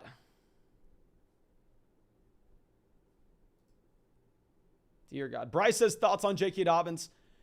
If you want 20 minutes of my thoughts on J.K. Dobbins, I would go to my video saying I found this year's league-winning running back or something along those lines. It has a little green thumbnail that has a player with a big question mark over him shaded out.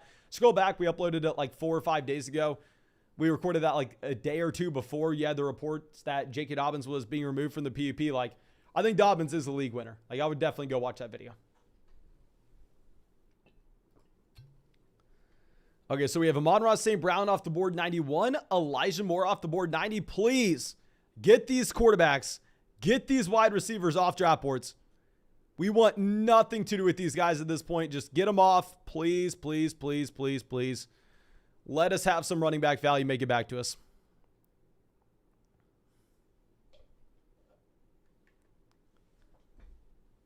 Russian Collusion says you will have no running backs. You will draft Antonio Gibson and hope you get some return points. Yeah, I guess we can go through. We can draft Antonio Gibson.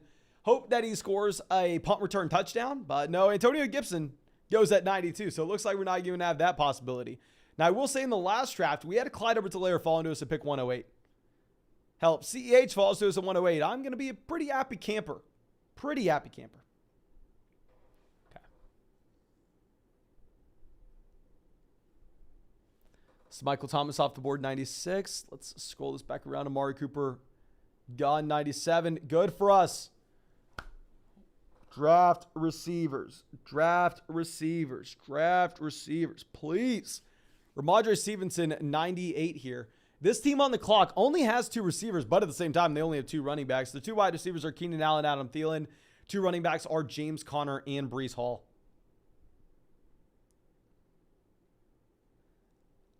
Let's see. What do they decide to do? Are they on auto? No, they're not on auto. They go Clyde Edwards-Helaire. Sadly, we're not going to get our guy. Oh, that puts us in a very difficult spot as well, because if you're going to go through, if you're going to project out the running backs that we could potentially be looking at, we may be looking at Damian Harris, Kareem Hunt, Rashad Penny. That may be the tier of players that we have. What's this report on Rashad Penny? Rashad Penny's back at practice.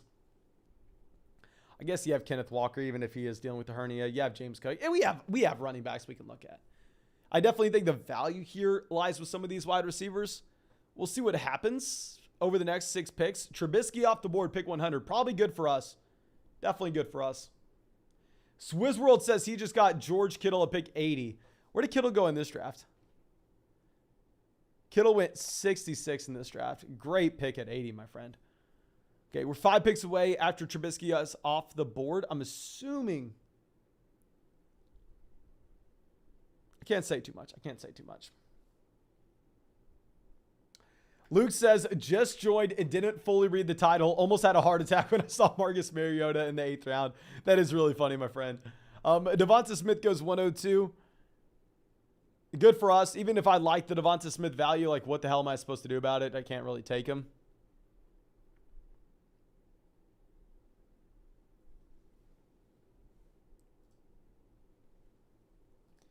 Okay, Hawkinson 103. I don't even know if Dan would have let us have him, but I would have loved to have Hawkinson on the way back around as our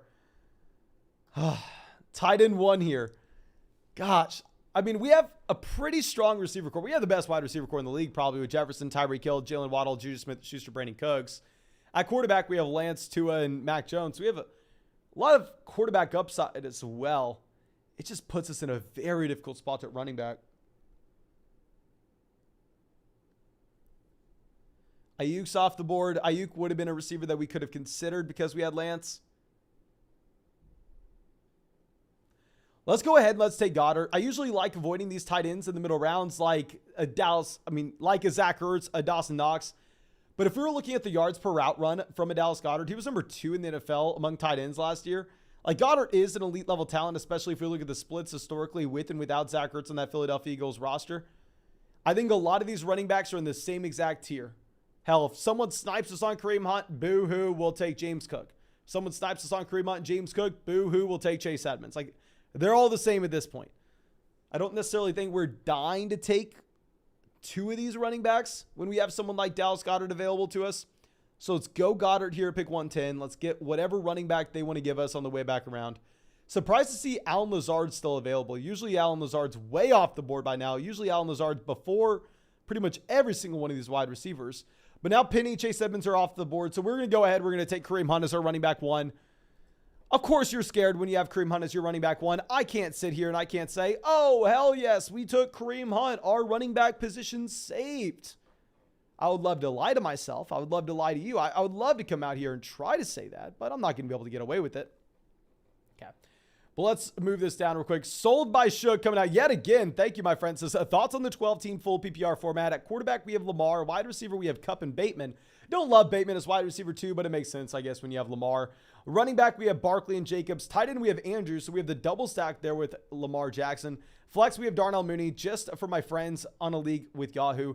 I like the team. I mean, like I said, Bateman's not necessarily my favorite guy, but from a roster construction standpoint, what probably makes a lot more sense is just going all in on that Baltimore Ravens passing offense here, especially if you're looking at the fact that Bateman was a great prospect coming out of college, and they were willing to go through and they were willing to trade Hollywood Brown off this team instead of paying him. Obviously, that's a positive sign in the direction of a Rashad Bateman, even if I don't necessarily like what we saw from him his rookie season. So in a vacuum, I like the team. I like the team. You have the elite quarterback, the elite tight end in a very shallow format. And in reality, you're going to be able to filter through that waiver wire. You're going to be able to filter through for wide receiver and running back in this shallow league throughout the entire course of the season. And having that elite quarterback and having that elite tight end with a Lamar Jackson and a Mark Andrews, nobody's finding a comparable player to those two guys off waivers. Stolt coming out says Isaiah Pacheco. I'm assuming you were wanting us to take Isaiah Pacheco there over Kareem. I'm not doing that, my friend. I'm not doing that. Maybe we'll take him in like 5 rounds. But a 7th round rookie out of Rutgers is not necessarily the way I'm looking to go.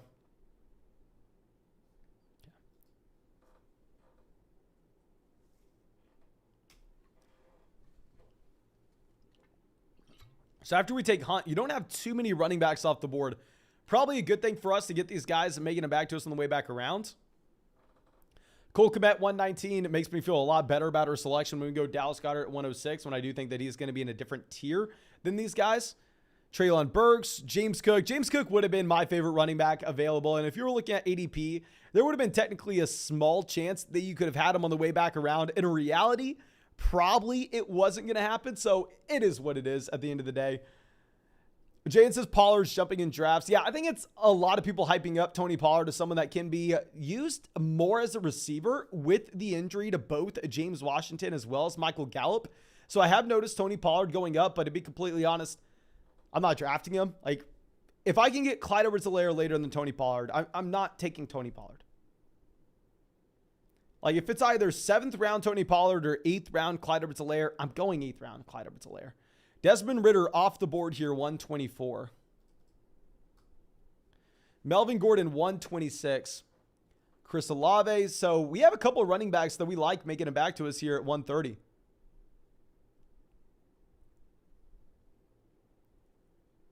Obviously, you have to monitor the Kenneth Walker injury. What's really funny is Underdog, I guess, in the one quarterback player pool, went through and updated his name as Ken Walker, but here it's Kenneth Walker.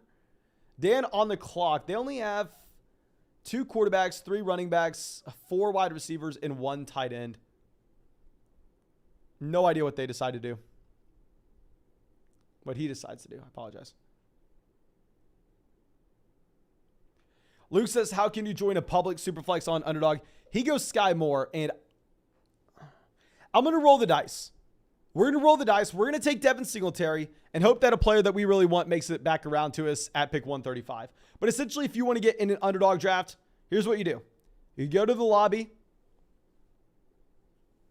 It's Pomeranian, but Superflex. If you don't see it there, maybe you need to update the app. Maybe you need to close out the app and restart it. It was a contest that launched today. It's filling extremely fast because it's a $3 buy-in with a 0% rake. So, of course, everybody's going to fire up as many drafts as they possibly can when it's a 0% rake. Now, Rachaad White off the board, 131. Cordell Patterson gone as well. So I think we made the right call with Devin Singletary, because if we didn't take Devin Singletary here, we would have been seeing a significant drop-off at tier at the running back position. There are a couple other interesting plays that I think we have in mind. And also, this is a 20-round draft, so I think we could get away with taking 7 RBs if we needed to. Especially when our first running back was drafted to pick 111 with Kareem Hunt. Great monkey on the clock. They took Cordell Patterson at 132. They decided to go ahead and take Robert Woods, 133. Are they on auto? Was that an auto pick? Yeah, it looks like it. Looks like they're on auto draft.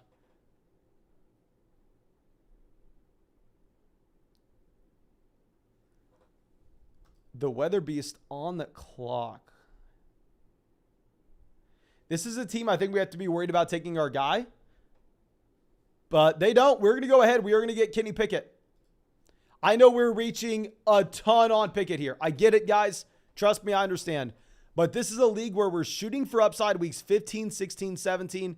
Hell, Kenny Pickett looked very good in his preseason start. I really like the situation he lands in regarding the skill position players that he has surrounding him, with a Deontay Johnson, with a George Pickens, with the Chase Claypool, with the Najee Harris, with the Pat Frymuth.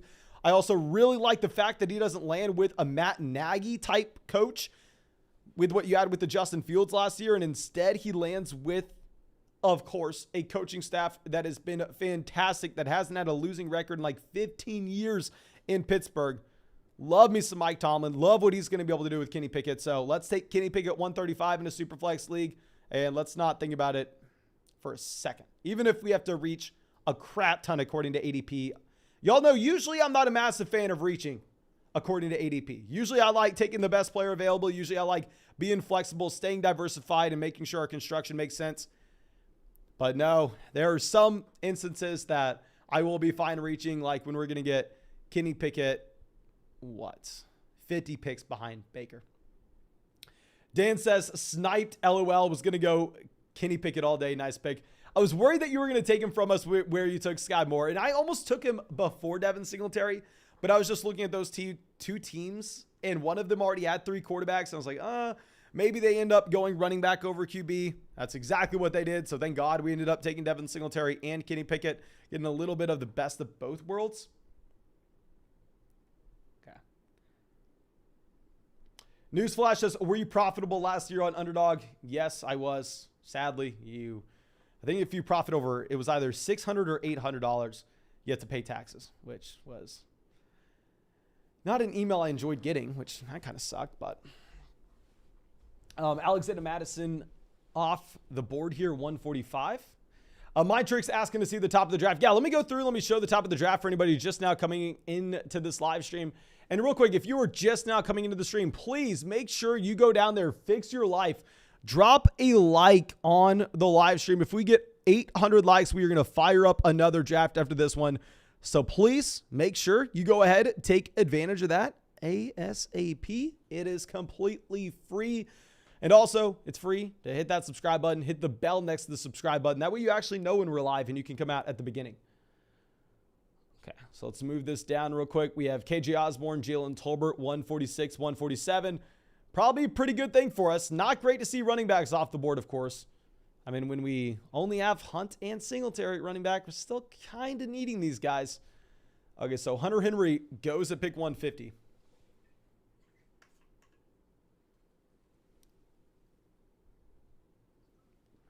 Drew Lock, 151. Good for us. When we have 4 quarterbacks, we're done. Of course, we can no longer take Rojo, at least not anywhere close to this range. Rojo's not going to be in play, so probably do need to be looking for a Tyler Algier or Kenneth Gainwell if they're available to us to pick 154. Let's see what this team decides to do. They go Julio Jones. Great for us. Great for us. Julio's not in play for us. We already have 5 wide receivers, and our 5 wide receivers are strong. Dan takes the running back we wanted. We definitely wanted Kenneth Gainwell there at 154. It is what it is. We'll go Tyler Algier. We'll try to figure it out. But yeah, wide receiver, we have Justin Jefferson, Tyreek Hill, Jalen Waddle, Juju Smith-Schuster, Brandon Cooks. You only have to start 2 wide receivers every single week, so we're not dying to bring in too much more wide receiver help. So I think we will be completely fine with where we currently stand. Okay. So now the Weather Beast, let's see what they decide to do here at the 13-14 turn. JC says they got Patrick Mahomes at pick 7 and Stafford at 18. Oh, I am very jealous of that. Extremely jealous. But at this point, I like the idea of going ahead, taking Albert O, but we just are desperate for a running back. I'm desperate for a running back. Let's take a running back that should have a role to start the season as a pass catcher. Will, of course, be phased out by Breece Hall, who I'm assuming is going to be that bell cow running back by the time we get to the middle portion of the season. Specifically, near the end of the year, he is going to have that truly elite level ceiling. But at the same time, I mean, hell, you can at least say, well, he may not necessarily be a running back that has a week-to-week role, is going to be startable when Breece Hall is the starting running back there. He'll then turn into like an Alexander Madison type, like a poor man's Alexander Madison, where essentially he's just a running back with that contingency upside that if the starter were to go down in front of him, all of a sudden he is going to be probably, I don't want to say a league-winning player, but someone with a lot of upside. Okay. So Albert O goes at 161. We would have taken Albert O if we decided not to take Michael Carter. You have Malik Willis, 165, someone with a lot of upside, specifically in fantasy football. I think that once we see Malik Willis fall to the 3rd round of the NFL draft, most likely NFL scouting departments know that he's not going to be a great real-life NFL quarterback. But at the end of the day, he could be like a Jalen Hurts where if he starts, it may not necessarily matter because the rushing upside. I would say Malik Willis is not starting this year outside of Ryan Tannehill injury. Please, like I want to be on record. Malik Willis is not starting outside of a Tannehill injury. Okay, now we have Jahan Dotson, Joshua Palmer, McCole Hardman, Jameson Williams all off the board. I like the value with a couple of these wide receivers. Selfishly, it's good for us to just get them off the board where we don't even have to think about them. We have a David Njoku going pick 170, Robbie Anderson 171. Let's move this back around. So I guess we have a lot of running backs here sitting as best players available, but in reality, none of these players are that exciting. Like Jarvis, Hamler, honestly, may be better options at the wide receiver position. Now, of course, we do not need receiver.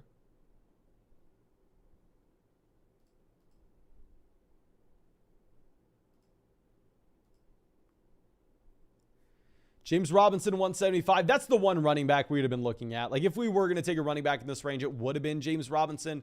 I don't even know if we take Marlon Mack, if we take Jamal Williams here. So we have the 15th, 16th, 17th, 18th, 19th, 20th. We have 6 more rounds.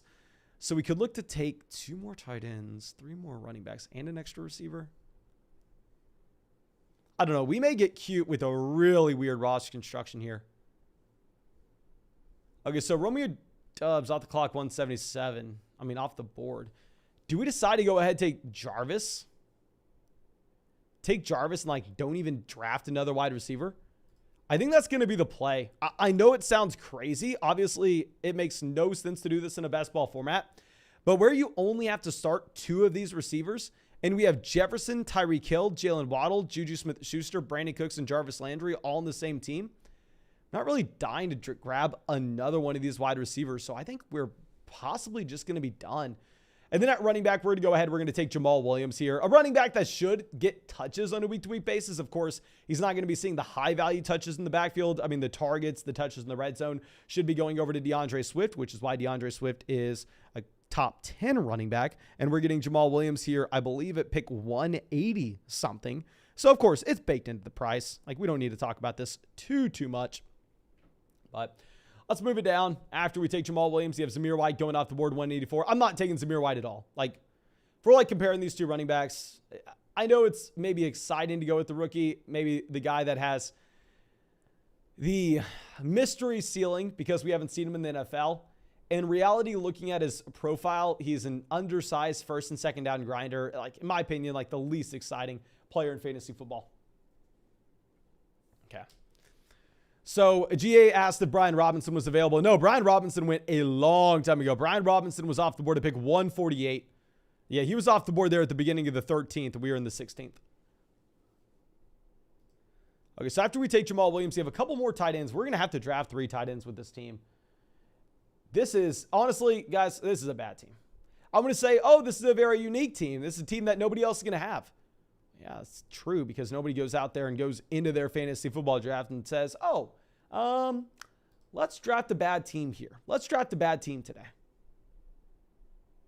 It's not my favorite team. It's not my favorite team to say the least. Okay.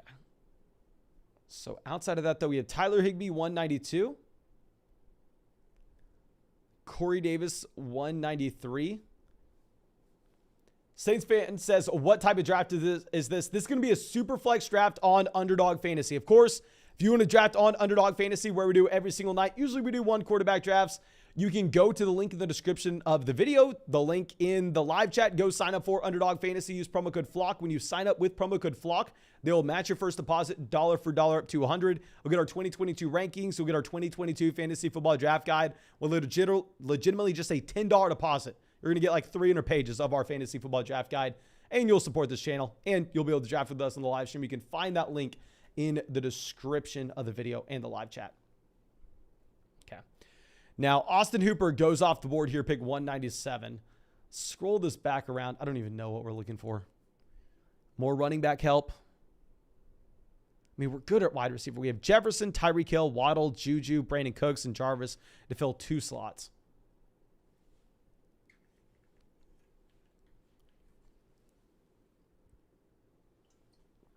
So Crowder off the board, 198. Okay, there. I'm assuming we probably end up going tight end here on the turn. Alex says, are we doing one more? Yeah, if we hit 800 likes on the live stream, we are going to fire up one more draft. I think we're about 70 likes away on the stream. Paris Campbell goes 199. We're not dying to take a wide receiver anyway, so that's probably good for us. God, this is just such an ugly draft.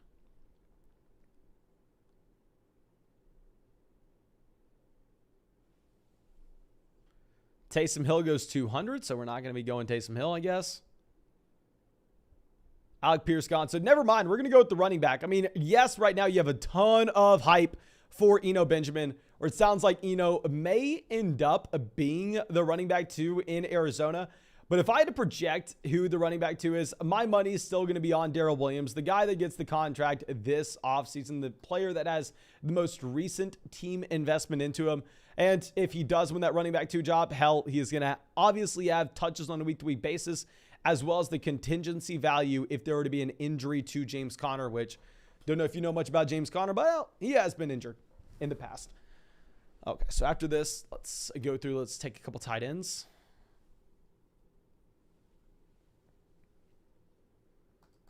The weather beast on the clock. They go, Eno Benjamin. Let's just take Brevin Jordan. Who the hell cares?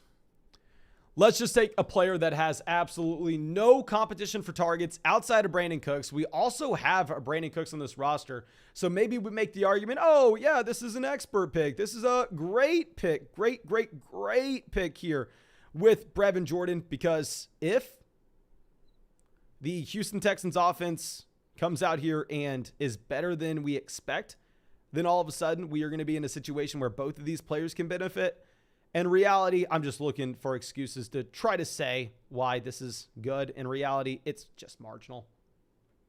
Okay. So after Brevin Jordan 207, you have Sam Darnold 208. Slide this back around. Toxic coming out with the chat. Thank you, my friend. Says a 12-team PPR. I'm trading away James Conner, Allen Robinson, Jameson Williams, Kyle Pitts for Najee Harris, Deontay Johnson, Sutton, and Dallas Goedert. Should I do it? I'm going to assume that this is a shallow redraft format. And with the assumption that it's a shallow redraft format, really don't like the idea of moving down from the elite level tight end in Kyle Pitts down to Dallas Goedert. Obviously, you get the upgrade at running back from James Conner to Najee Harris. I think I like Deontay Johnson more than Allen Robinson, despite most people not. You're getting the upgrade from Sutton. Actually, yes, I would make this trade. I don't love the idea of downgrading at tight end. I would immediately try to flip Najee Harris for Travis Kelce, if I'm going to be completely honest. But yeah, no, I like this trade in a vacuum. Okay. So now let's go. After Brevin Jordan, we have Will Fuller at the 212.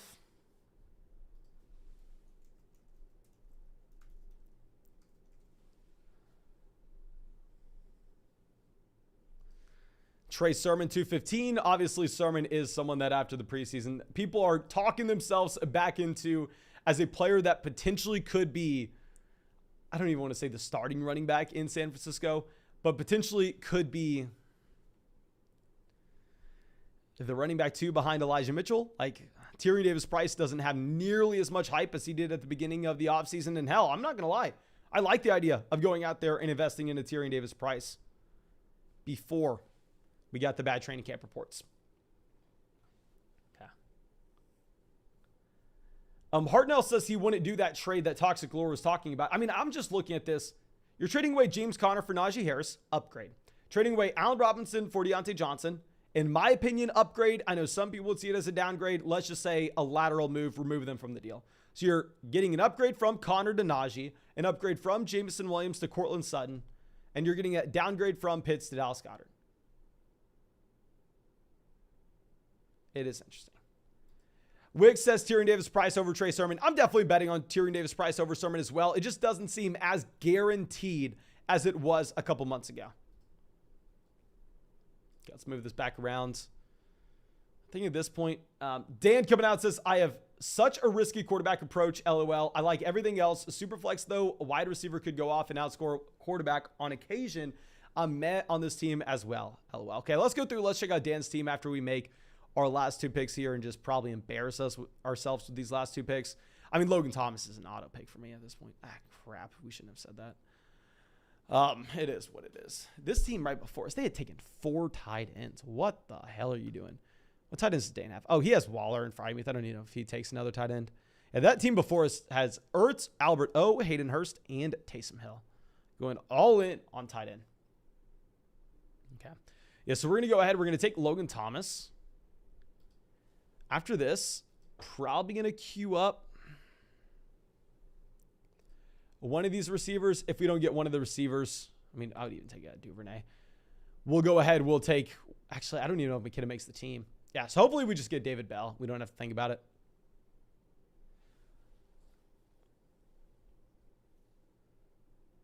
So let's take David Bell here. We don't even think about it and just move on. And yeah, we already have those 2 guys queued up. So we can instead just go through and we can just look at Dan's team here. So Dan has at quarterback Burrow, Watson, Jacoby Brissett. Okay, so I mean, that's not too risky of a quarterback stance. Then a wide receiver, Jamar Chase, T. Higgins, Brandon Ayuk, Alan Lazard, Sky Moore, Romeo Doubs. I mean, you have wide receiver upside. Running back, Mixon, Cam Akers, Josh Jacobs, Kenneth Gainwell, Zamir White. Man, I do like your team more than ours. I definitely like your team more than ours with where it currently stands. But it is what it is. You live and you learn. I think we had a couple drafts that were fantastic. Like that Josh Allen draft that we had at the beginning of the live stream was absolutely beautiful. But it looks like we are probably cutting the live stream here. I think we're 50 likes away and not coming in anytime soon. But I appreciate all of y'all so much. Of course, I think we got 4 drafts going tonight and went for over 3 hours. So thank you again. I appreciate y'all. I'm going to continue to live stream for y'all every single night. I don't really have too much to say other than go down there, drop a like, subscribe to the channel, hit the bell next to the subscribe button, of course, if you want to make sure you can come out at the very beginning of the live streams. But thank you again. Hope you have a great night, and I'm excited to